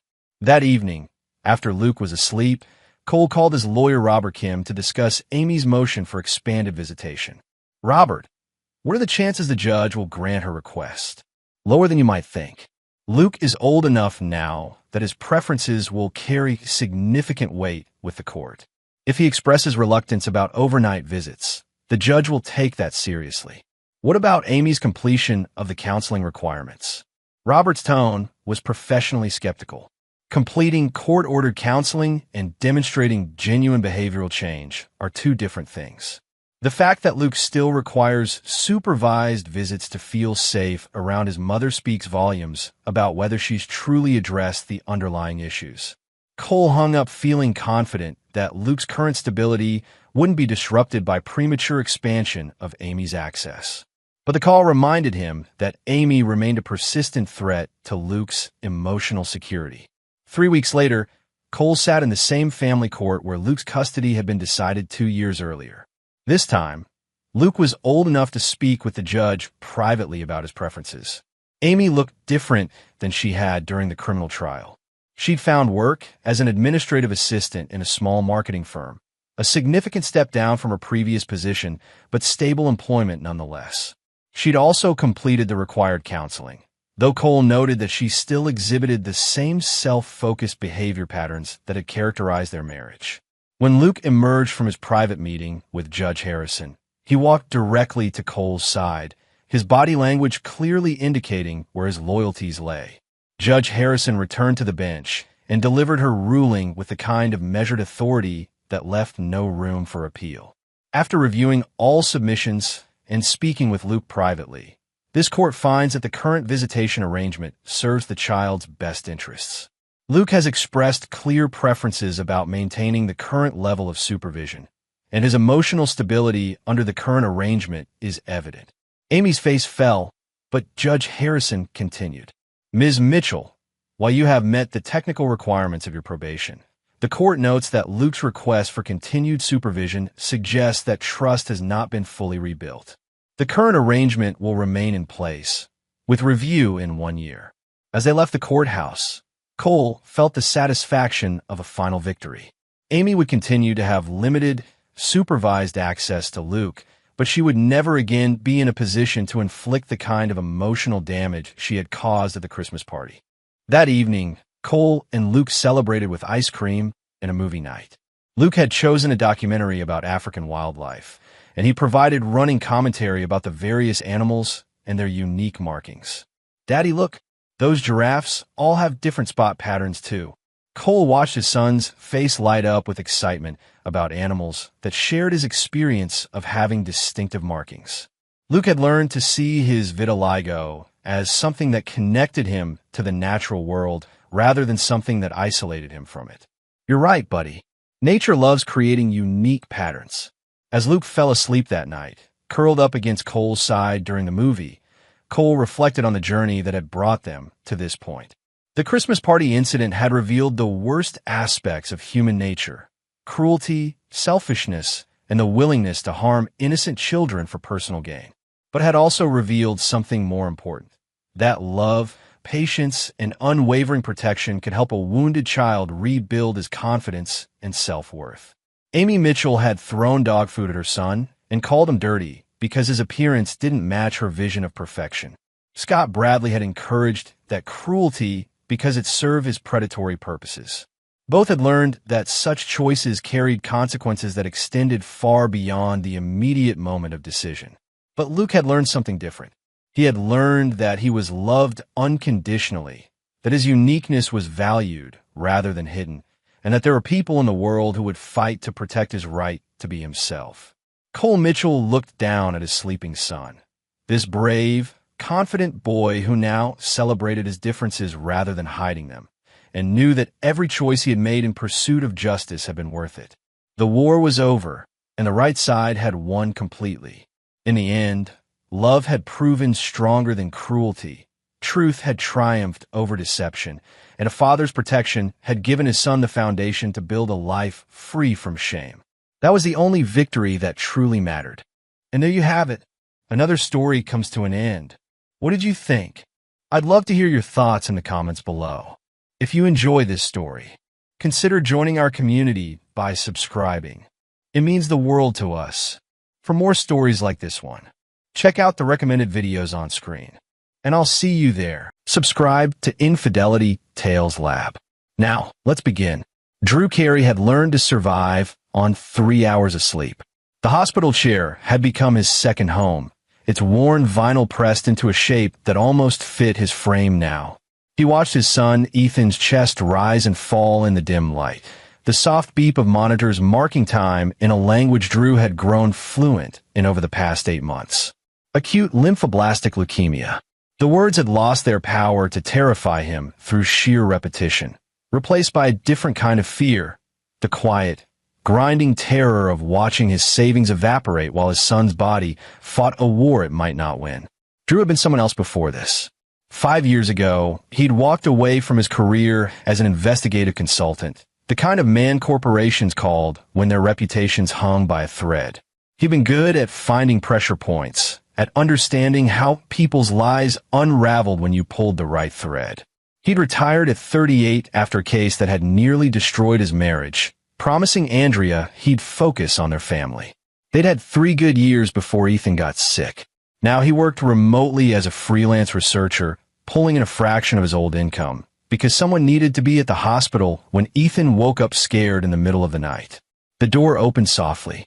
Andrea slipped in carrying 2 coffee cups, her dark hair pulled back in a ponytail that had seen better days. She'd been beautiful when they met. She still was. But now that beauty had been forged into something harder, tempered by the same fires that had reshaped Drew. They'd become a unit, a 2-person army fighting for their son's life. "How is he?" she whispered. "Stable. The new treatment protocol seems to be holding." Drew took the coffee gratefully. Dr. Walsh said if he responds well over the next 3 months, we might be looking at remission. Andrea's eyes filled with tears she wouldn't let fall. Not here. Not in front of Ethan, even though he was sleeping. That's good news. It's $26,000 good news. Drew kept his voice neutral, but Andrea's face tightened. They'd already burned through their savings, taken out a second mortgage, maxed out every credit card. The insurance covered the basics, but cancer didn't care about coverage limits. It devoured everything: experimental treatments, specialized medications, the million small necessities that insurance deemed optional. "The fundraiser will help," Andrea said, but her voice carried doubt. Drew had resisted the idea at first. He'd spent his career solving other people's problems, maintaining control, staying invisible. The thought of standing in front of their community with his hand out had felt like a different kind of death. But pride was a luxury they couldn't afford. If humiliation could buy his son another chance at life, Drew would swallow it like medicine. "Your mother called again," he said carefully. She asked if she should come early to help set up. Andrea's jaw tightened. Jean Moon had been a presence in their marriage since the beginning, a cold weight that pressed down on every family gathering. She'd opposed the wedding, made her disappointment in Andrea's choice abundantly clear. Drew, in her eyes, had been beneath her daughter, a man who worked with his mind instead of inherited wealth, who'd grown up in a modest suburb instead of Jean's carefully curated social circle. "Let her come," Andrea said finally. "We need every connection she has. Her book club alone could." "I know." Drew had already calculated the potential. Jean moved through the upper echelons of their suburban community like a queen, collecting favors and wielding influence with surgical precision. She belonged to the right clubs, sat on the right charity boards, knew everyone worth knowing. If she actually advocated for Ethan, her network could make the difference. I just hope she actually helps instead of using it as another opportunity to remind everyone that her daughter married down. Andrea's hand found his, squeezing hard. "She's cruel, Drew. She always has been. But even she wouldn't sabotage her own grandson's fundraiser. She's not that heartless." Drew said nothing. In his years of investigating human behavior, he'd learned that people were capable of almost anything when their pride was at stake. Jean Moon's pride was a fortress, and every slight she'd ever perceived, real or imagined, was cataloged behind those walls, waiting for the right moment to be weaponized. The community center's main hall had been transformed. Dozens of photographs of Ethan lined the walls. Ethan at his 5th birthday party, Ethan at his Little League championship, Ethan grinning gap-toothed with his first bicycle. Drew had chosen each image deliberately, creating a narrative of life and promise, a visual argument for why this child deserved to live. Streamers in blue and gold, Ethan's favorite colors, draped from the ceiling. Tables held donation boxes, raffle tickets, and pamphlets explaining acute lymphoblastic leukemia in terms designed to inspire sympathy without overwhelming anyone with medical jargon. Drew stood near the entrance, greeting arrivals with a smile that had taken him an hour to manufacture that morning. He dressed carefully, khakis and a button-down, approachable but not desperate, grateful but not broken. Every detail mattered. This wasn't just a fundraiser. It was a performance, and he'd spent his career understanding how to play an audience. "Drew, this is wonderful." Molly Kirk from down the street pressed an envelope into his hand, her eyes shining with tears. "We're all praying for Ethan." "Thank you, Molly. It means everything." Drew had learned the script. Express gratitude, acknowledge their generosity, keep it brief so they didn't feel trapped. He'd positioned himself at the door deliberately, controlling the entry point, making sure everyone felt welcomed and valued the moment they arrived. Across the room, Andrea managed the silent auction table, her smile more genuine than Drew's. She was better at this kind of thing, had always been more naturally warm where Drew was calculating. He watched her laugh with Seth Evans, one of their neighbors who donated a weekend at his lake house. Good. The more people felt connected, the more generous they'd be. The hall filled quickly. Their neighborhood had turned out in force, along with parents from Ethan's school, members of Andrea's yoga studio, even a few of Drew's old colleagues who'd driven from 3 states away. Drew did the math continuously, watching donation envelopes disappear into boxes, calculating totals, measuring their progress against the mountain of debt that never stopped growing. Then Jean Moon arrived. She swept through the entrance with the bearing of visiting royalty, flanked by 2 women from her book club. Jean was 63, but spent a fortune maintaining the illusion of 50. Her blonde hair was professionally highlighted, her clothes expensive but tasteful, her jewelry chosen to whisper wealth rather than shout it. She perfected the art of looking down at people without moving her head. "Drew." Her greeting was cool, measured, a queen acknowledging a peasant. "I see you've managed to pull together quite a crowd. We're grateful for the support." Drew kept his voice even. Years of dealing with hostile clients had taught him to recognize power plays. Jean wanted him to flinch, to show deference. He gave her nothing but polite neutrality. "Where's Andrea?" "Managing the auction." Drew gestured across the room. "She'd love to see you." Jean's eyes swept the hall, cataloging and judging in a single glance. Drew saw her expression shift, a flicker of something that might have been satisfaction or disdain, With Jean, the two were often indistinguishable. She brought her checkbook, at least. That was something. The next 2 hours passed in a blur of handshakes and thank yous, of watching Ethan charm everyone from his wheelchair despite his obvious exhaustion, of calculating running totals and trying not to hope too hard. They were doing well, better than Drew had dared to expect. Between the door donations, the silent auction, and several larger contributions from Andrea's family friends, they might actually hit $30,000. It wouldn't solve everything, but would buy them time. Then Jean Moon stood up. She positioned herself at the center table, surrounded by her book club and several of the wealthier attendees. Drew saw her rise, saw her lift her wine glass, when had someone brought in wine, and felt something cold settle in his stomach. He was too far away to stop whatever was about to happen. Andrea was across the room, talking to Ethan's teacher. Ethan sat in his wheelchair near the front, tired but smiling, soaking up the attention and love. "I'd like to say a few words," Jean announced, her voice carrying across the suddenly quiet hall. As the grandmother of the child, we're all here to support. Drew started moving, but he was navigating through tables and chairs, threading through a crowd that had all turned to face Jean. He saw Andrea's face go pale, saw her start moving too, but Jean was already speaking. "I appreciate everyone coming today. I truly do. But I think we need to have an honest conversation." Jean's smile was serene, almost beatific. About enabling, about false hope, about the cruel kindness of prolonging the inevitable. The room went silent. Drew could hear his heartbeat, could feel the air itself seem to thicken. "Ethan is dying," Jean said, her voice carrying perfect clarity. "The doctors know it. His parents know it, even if they won't admit it.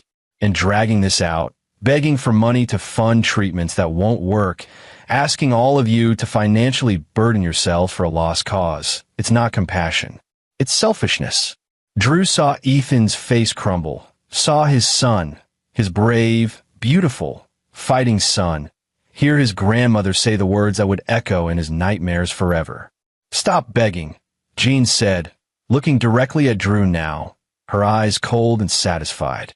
"Just let him die. No one cares if he dies." The silence that followed was absolute, suffocating. Drew saw Andrea's face, saw tears streaming down her cheeks, saw Ethan's teacher with her hand over her mouth in shock, saw Seth Evans and Molly Kirk and dozens of their neighbors frozen in horrified disbelief. He saw Jean Moon smile.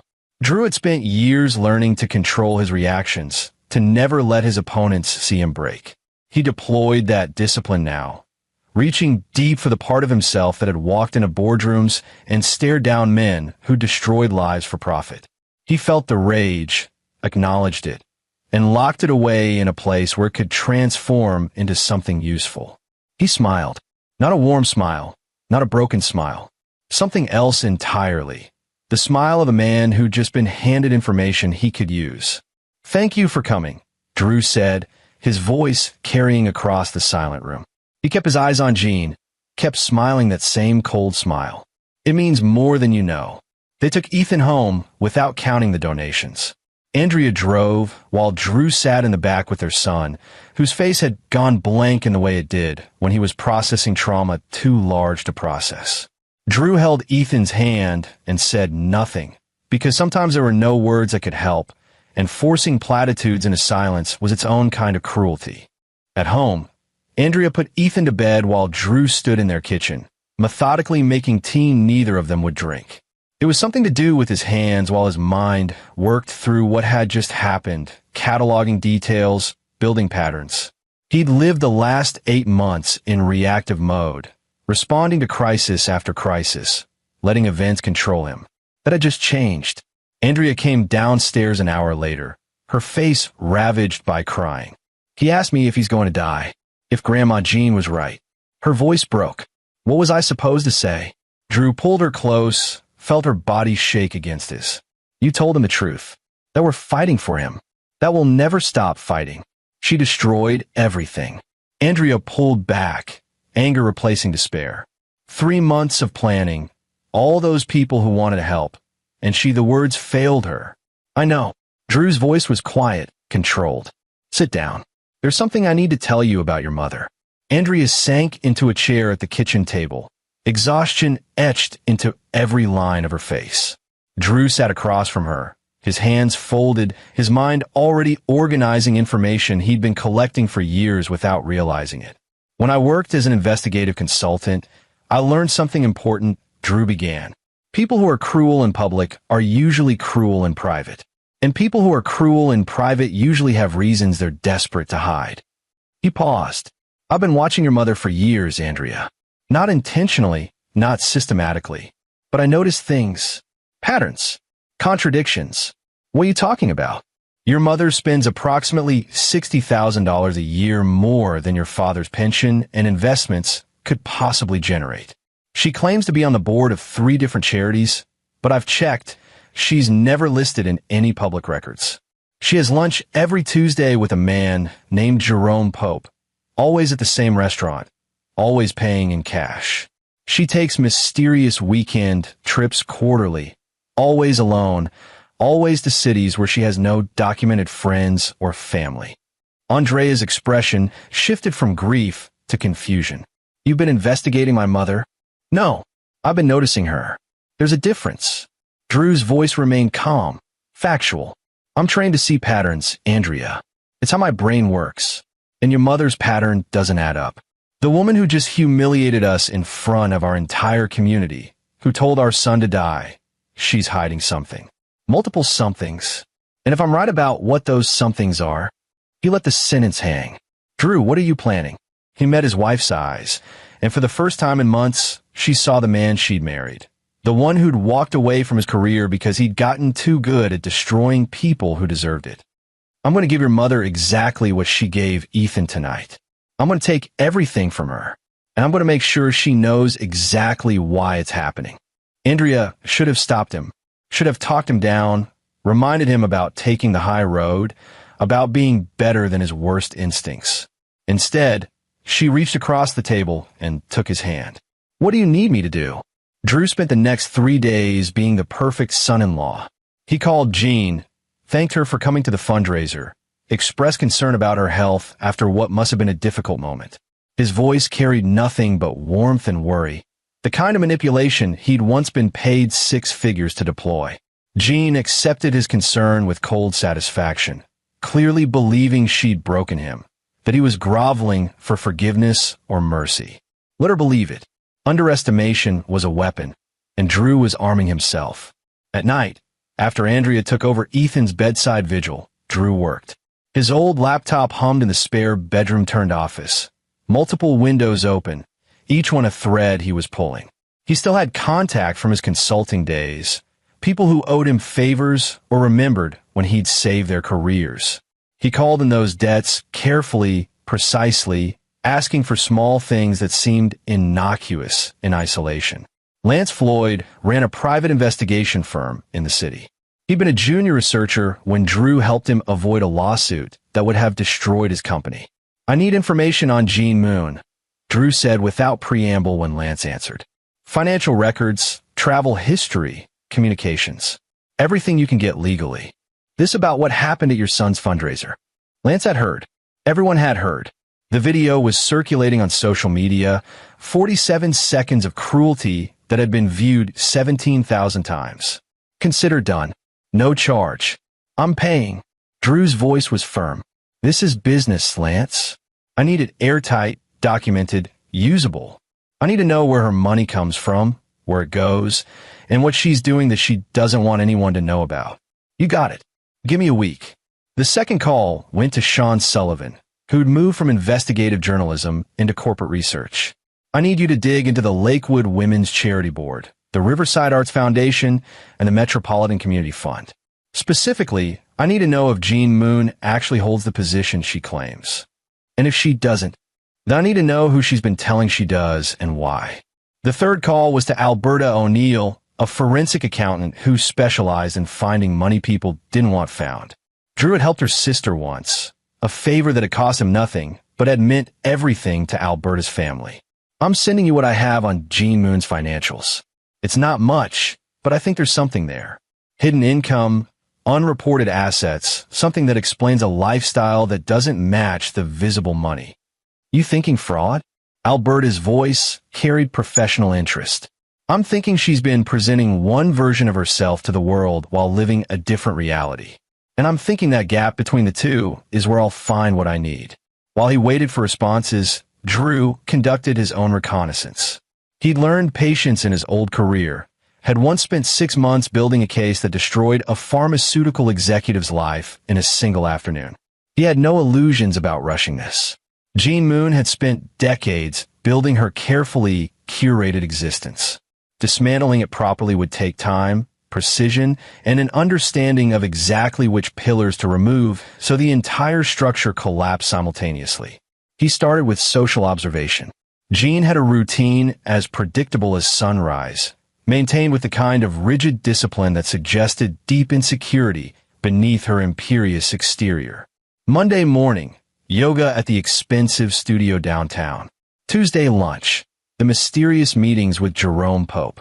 Wednesday afternoon, book club at Alexandra Bennon's house.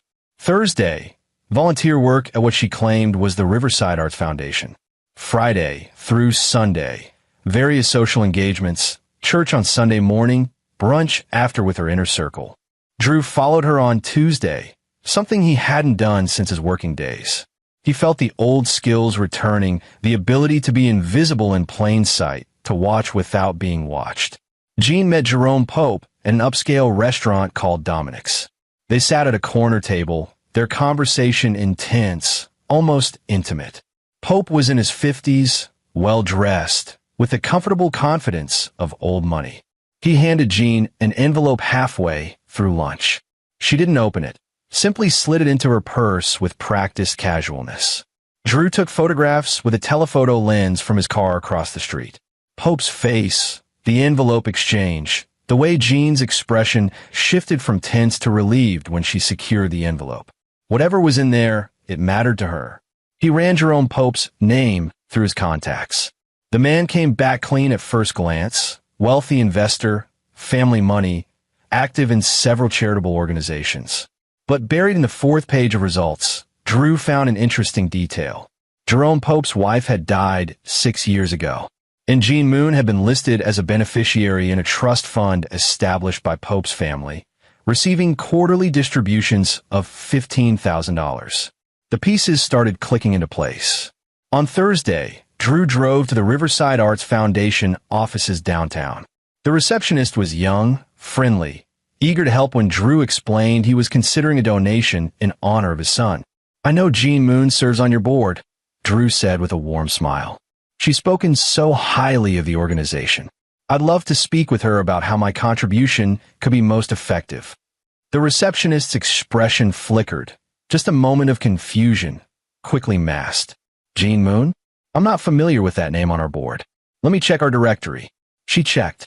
Jean Moon wasn't listed anywhere. Had never been listed.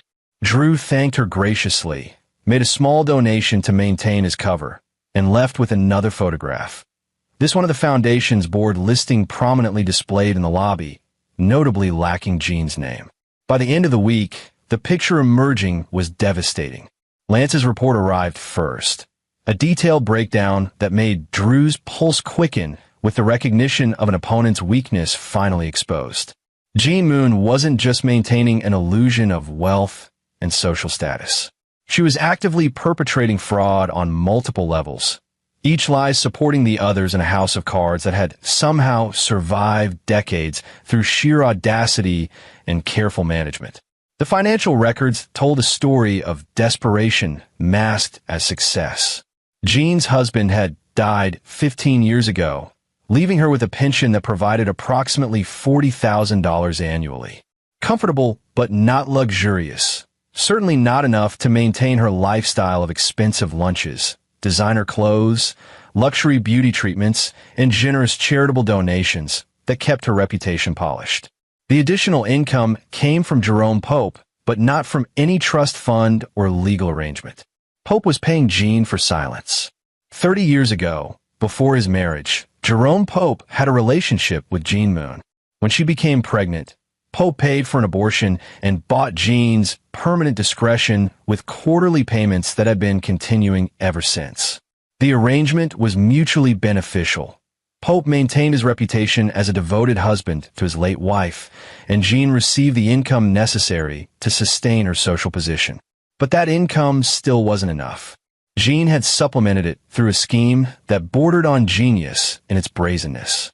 She'd spent years telling people she sat on various charity boards, leveraging that false authority to solicit donations.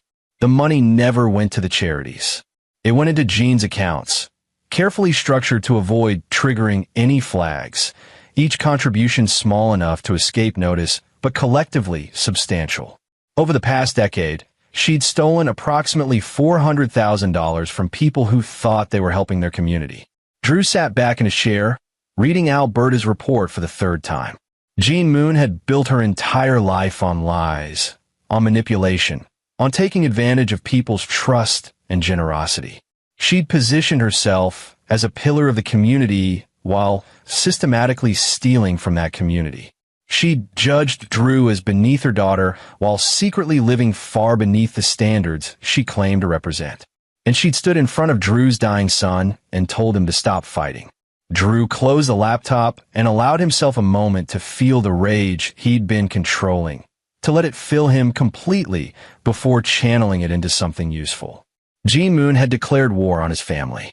She just didn't know yet that she'd picked a fight with someone who'd spent years learning exactly how to destroy people like her. The plan that crystallized in Drew's mind over the next 48 hours was elegant in its simplicity.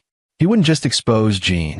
He would dismantle her life systematically, using her own lies and the people she'd deceived as weapons. He would give her multiple chances to salvage something, to show remorse, to be human. And when she failed each test, because Drew knew she would fail, he would take away one more piece of the life she'd stolen. It would be surgical, it would be thorough, and it would be absolutely devastating. He started with Jerome Pope. Drew called Pope on a Monday morning, identifying himself as an investigative consultant working on a matter of potential financial fraud. His voice carried professional courtesy and just enough vague threat to ensure Pope's attention. I have documents suggesting a long-term payment arrangement between yourself and Jean Moon. I wanted to give you the opportunity to provide context before I present my findings to the relevant parties. The silence on the other end stretched for 10 seconds. Then, who hired you? That's confidential. What isn't confidential is 30 years of quarterly payments totaling over $1 million, none of which appear to have any legitimate business or legal basis. Drew let that sink in. Of course, if there's a reasonable explanation, I'm listening. Another silence. What do you want? The truth, Mr. Pope, and your cooperation. I'm investigating Jean Moon's finances because I believe she's been committing charity fraud. Your payments appear to be separate from that, possibly connected to something personal.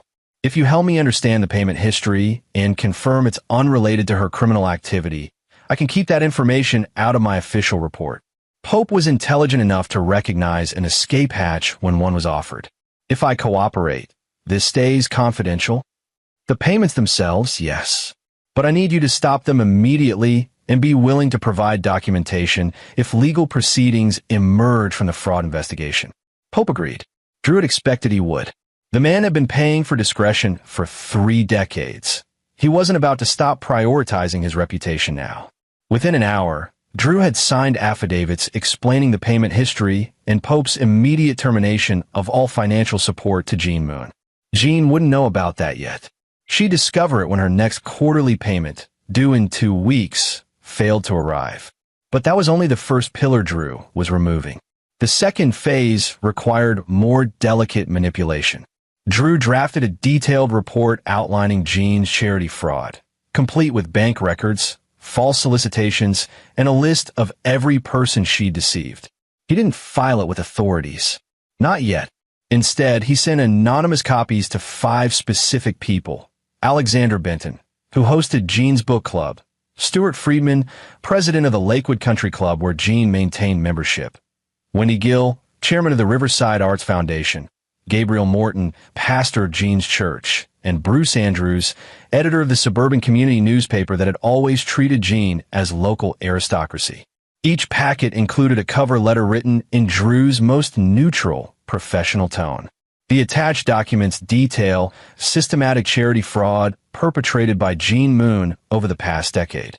The evidence is conclusive and has been verified by independent forensic accountants.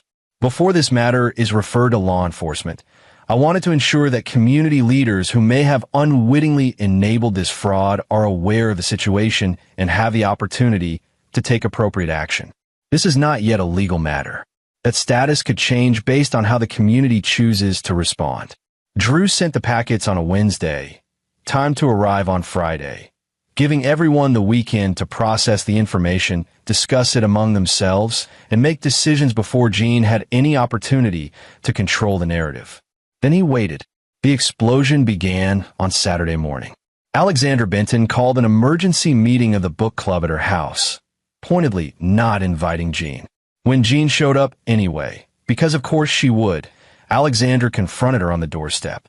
Drew knew this because he'd positioned himself in a coffee shop across the street, watching through the window, documenting everything.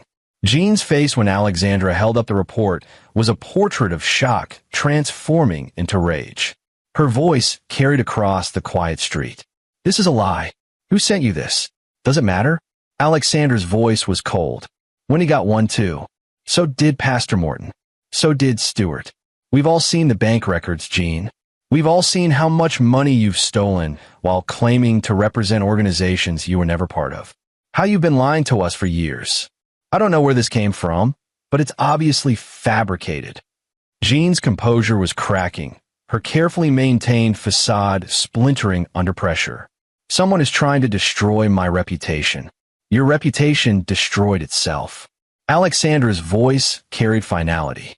"You're not welcome in my home, Gene, and you're not welcome in the book club. Don't contact any of us again." The door closed. Gene stood on the doorstep for a full minute, visible fury warring with calculation, before turning and walking back to her car with rigid dignity. Phase 3 followed over the next week like dominoes falling. The country club suspended Gene's membership pending an investigation. Pastor Morton asked her to take a leave of absence from church activities. The community newspaper ran a carefully worded article about charity fraud investigations in the area, never naming Gene, but providing enough detail that everyone in their social circle would know exactly who they were discussing. Drew monitored it all from a distance, watching Gene's carefully constructed world collapse. He felt no satisfaction yet, just cold purpose. This wasn't revenge. This was engineering. He was dismantling her life with the same precision she'd used to build it, proving that someone who lived by manipulation could be destroyed by it. Gene tried to fight back.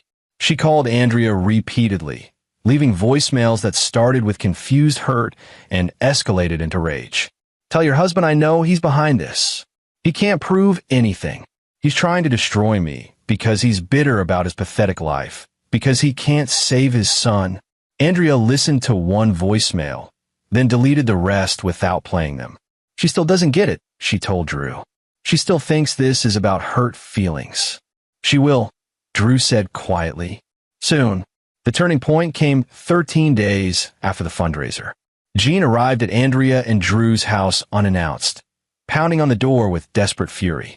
Drew had been expecting this. He'd calculated that it would take approximately 2 weeks for Gene to exhaust all her other options, denials, explanations, manipulations, before finally confronting him directly. He opened the door calmly. Gene looked diminished, her careful grooming starting to fray at the edges. Her hair needed retouching. Her makeup couldn't quite hide the stress lines around her eyes, and her clothes, while still expensive, showed signs of hasty selection.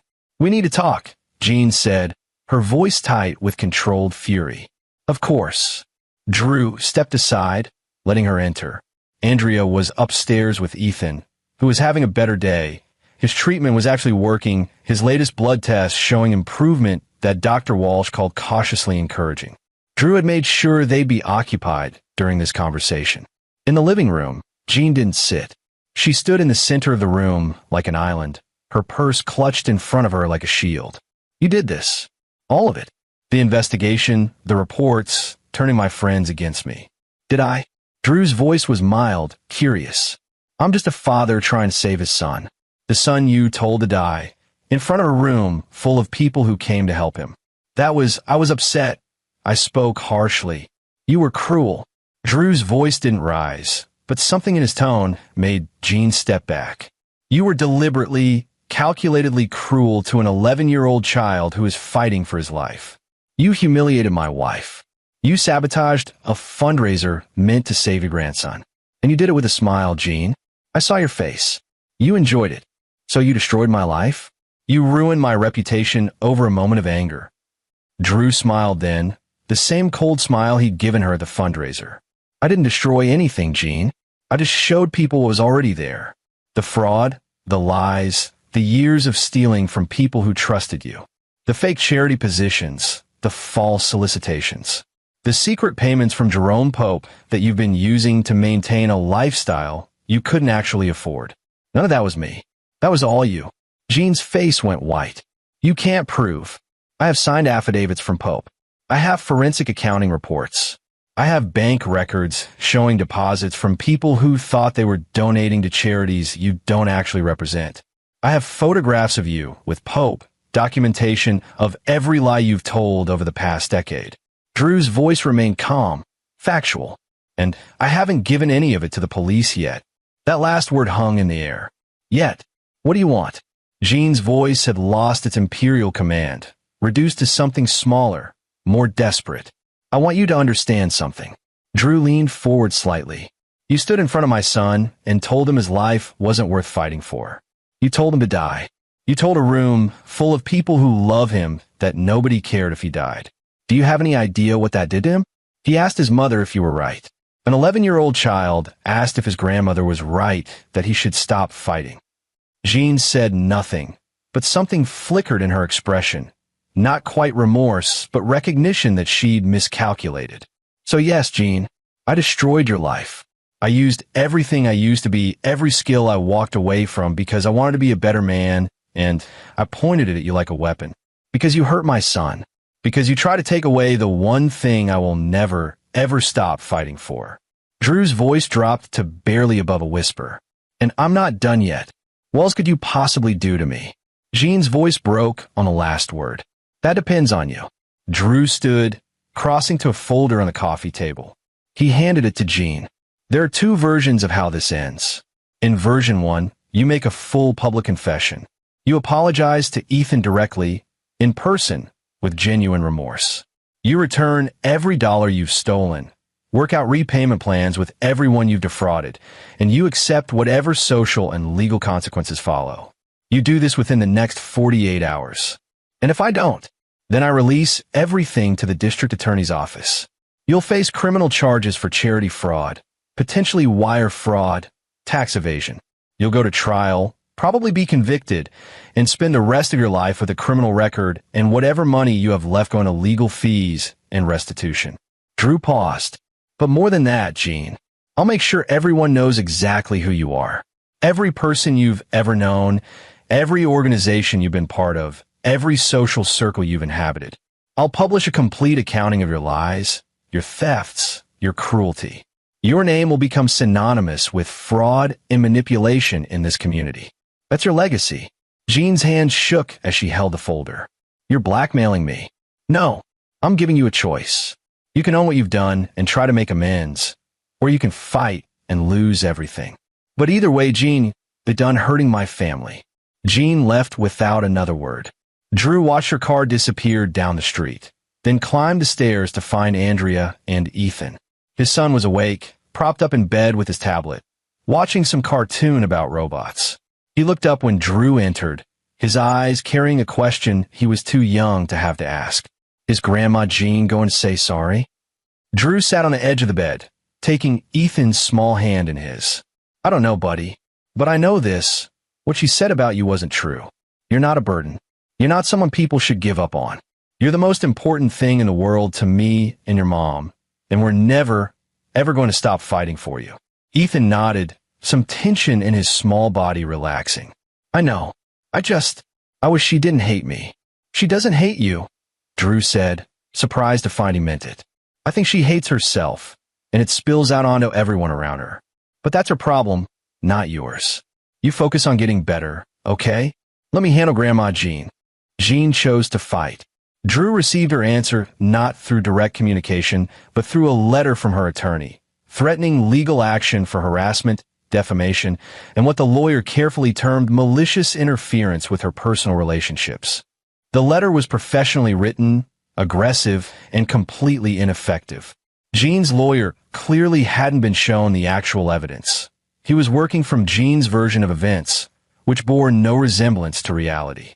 Drew had Lance Floyd respond with a courtesy copy of the forensic accounting report and a polite note suggesting Jean's attorney might want to review the materials before proceeding with litigation that would expose his client to criminal prosecution. Jean's lawyer withdrew 3 days later. With that avenue closed, Jean tried a different approach. She began calling mutual friends and family members, presenting herself as the victim of Drew's vindictive campaign. She claimed he'd fabricated evidence, that he was unstable with grief over Ethan's illness, that Andrea was too weak to stand up to her controlling husband. She painted Drew as a villain, using his investigative skills to destroy an innocent woman who'd made one mistake. It might have worked, except Drew had anticipated this too. He'd already provided selected pieces of evidence to several key people in their social circle. Not everything, just enough to inoculate them against Jean's manipulation. When she called Alexander Benton, claiming the bank records were fake, Alexandra had already seen them verified by her own accountant. When she told Pastor Morton that Drew had invented the charity fraud, he'd already confirmed with Wendy Gill at the Arts Foundation that Jean had never been on their board despite years of soliciting donations in their name. Jean's attempts to control the narrative fell apart, because Drew had already shaped the narrative before she knew she needed to fight it. This was the advantage of patience, of methodical planning, of understanding that revenge served cold was always more effective than rage served hot. The district attorney's office received Drew's report on a Thursday morning, delivered personally by Lance Floyd with a full documentation package. Drew had structured the information carefully, making the prosecutor's job as easy as possible. The evidence was organized chronologically, cross-referenced, verified by independent experts. The case against Jean Moon was so airtight, it could have been used as a training example. The DA assigned the case to Andrea Patrick, an assistant district attorney known for her aggressive prosecution of white-collar crime. Drew had researched her carefully. She'd grown up working class, had a reputation for disliking entitled defendants who thought wealth exempted them from consequences. She was perfect. Patrick called Drew 2 days after receiving the report. "This is excellent work, Mr. Carey. Almost too excellent. Makes me wonder why you didn't pursue criminal investigation as a career." "I did in a way. I used to be an investigative consultant.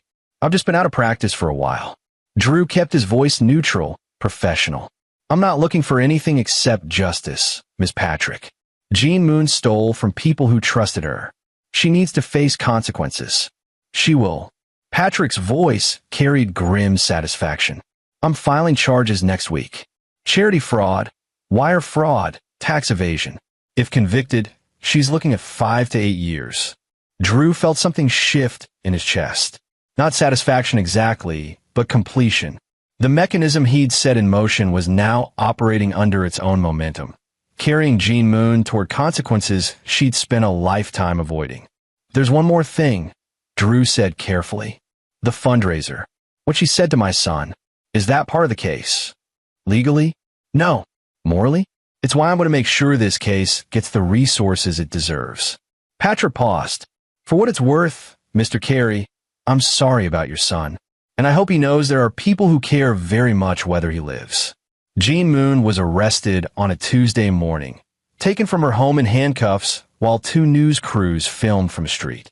Drew had anonymously tipped off Bruce Andrews at the community newspaper, who then alerted the local news stations. Jean's perp walk made the evening broadcast, her carefully maintained facade completely shattered, replaced by the image of a handcuffed woman being led into a police car, while neighbors watched in shock. Drew didn't watch the broadcast. He was at the hospital with Ethan, who was finishing another round of treatment. The boy's latest scans showed continued improvement.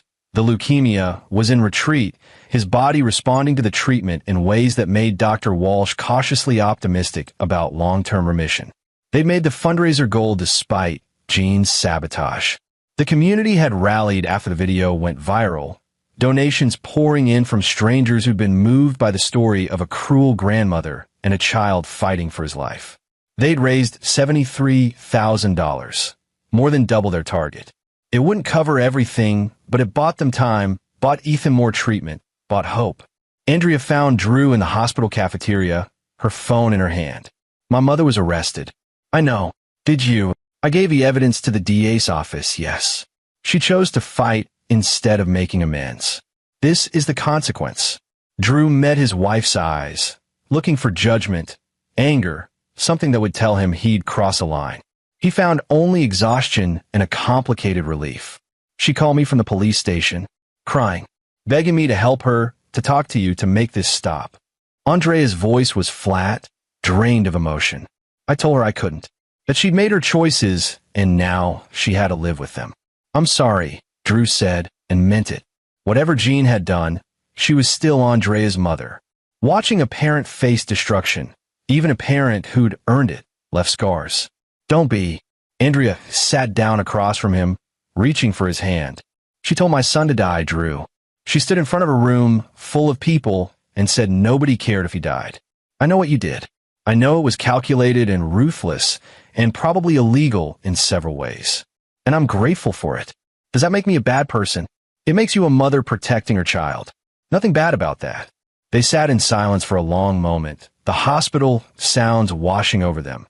Intercom announcements, distant conversations, the eternal hum of machines keeping people alive. Finally, Andrea spoke again.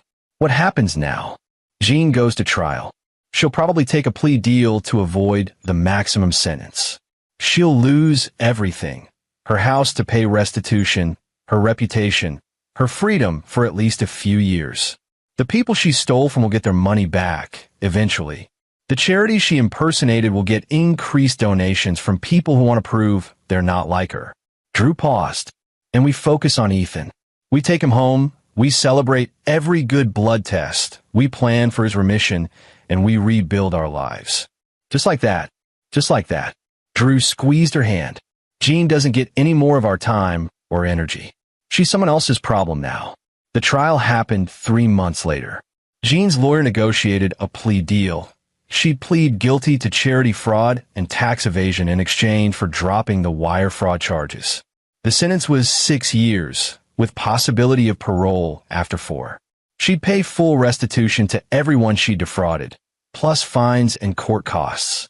Her house sold to cover the debts, leaving her with nothing. Drew attended the sentencing hearing. He sat in the back row, watching Gene stand before the judge in an orange jumpsuit, her blonde hair now showing gray roots, her face bare of makeup. She looked smaller somehow, diminished by consequence, stripped of the armor of wealth and status that had protected her for so long. The judge asked if she wanted to make a statement. Gene glanced around the courtroom, her eyes finding Drew. For a moment, something flickered in her expression, not remorse exactly, but recognition. She'd underestimated him, dismissed him as beneath her, and that miscalculation had destroyed her life. "I'm sorry," Gene said, her voice barely carrying to the back of the courtroom. "I made terrible mistakes. I hurt people who trusted me. I especially hurt my grandson, and for that I have no excuse." It wasn't a real apology. It was words carefully chosen by her lawyer to maximize sympathy and minimize sentence. Drew recognized the manipulation even now, the instinct to control narrative even when standing in ruins. Gene Moon would probably never truly understand what she'd done wrong, never genuinely feel remorse for the pain she'd caused. She'd only understand that she'd been caught and punished. That would have to be enough. As Drew left the courthouse, his phone rang. "Andrea, how'd it go?" 6 years. Probably out in 4 with good behavior. Full restitution. Drew stepped into the sunlight, feeling tension drain from his shoulders that had been there so long he'd forgotten what relaxed felt like. "It's over. Good. Come home. Ethan wants to show you something." Home. Drew drove through familiar streets, watching autumn leaves fall in golden drifts, feeling the weight of the past months finally lifting. He'd done what he'd set out to do. He'd protected his son, shown him that cruelty had consequences, that people who hurt you didn't get to walk away unscathed. He'd been ruthless, calculated, probably crossed ethical lines that would have horrified his younger self. And he'd do it all again without hesitation. At home, Ethan was in the backyard, his color better, his energy returning with every passing week. The leukemia wasn't gone completely. It might never be completely gone, cancer being what it was, but it was in remission. Dr. Walsh using that beautiful word that meant hope, meant future, meant possibility. "Dad," Ethan called out, waving a piece of paper. "Look, my new report card. All A's and B's." Drew swept his son into a careful hug, mindful of the port still in his chest, feeling the small body that had been so fragile growing stronger. "I'm so proud of you, buddy. You worked so hard. Dr. Walsh says if I keep doing this good, I might get to play baseball next spring." Ethan's eyes shone with hope that had been absent 4 months ago. "Real baseball, not just watching. Then you'll play baseball," Drew promised. "Whatever it takes." Andrea joined them in the backyard, the three of them standing together in the fading afternoon light. They'd survived, more than survived. They fought through hell and come out the other side bloodied, but whole, changed but not broken. Jean's attempt to destroy them had instead proven exactly how strong they were, how far Drew would go to protect what he loved.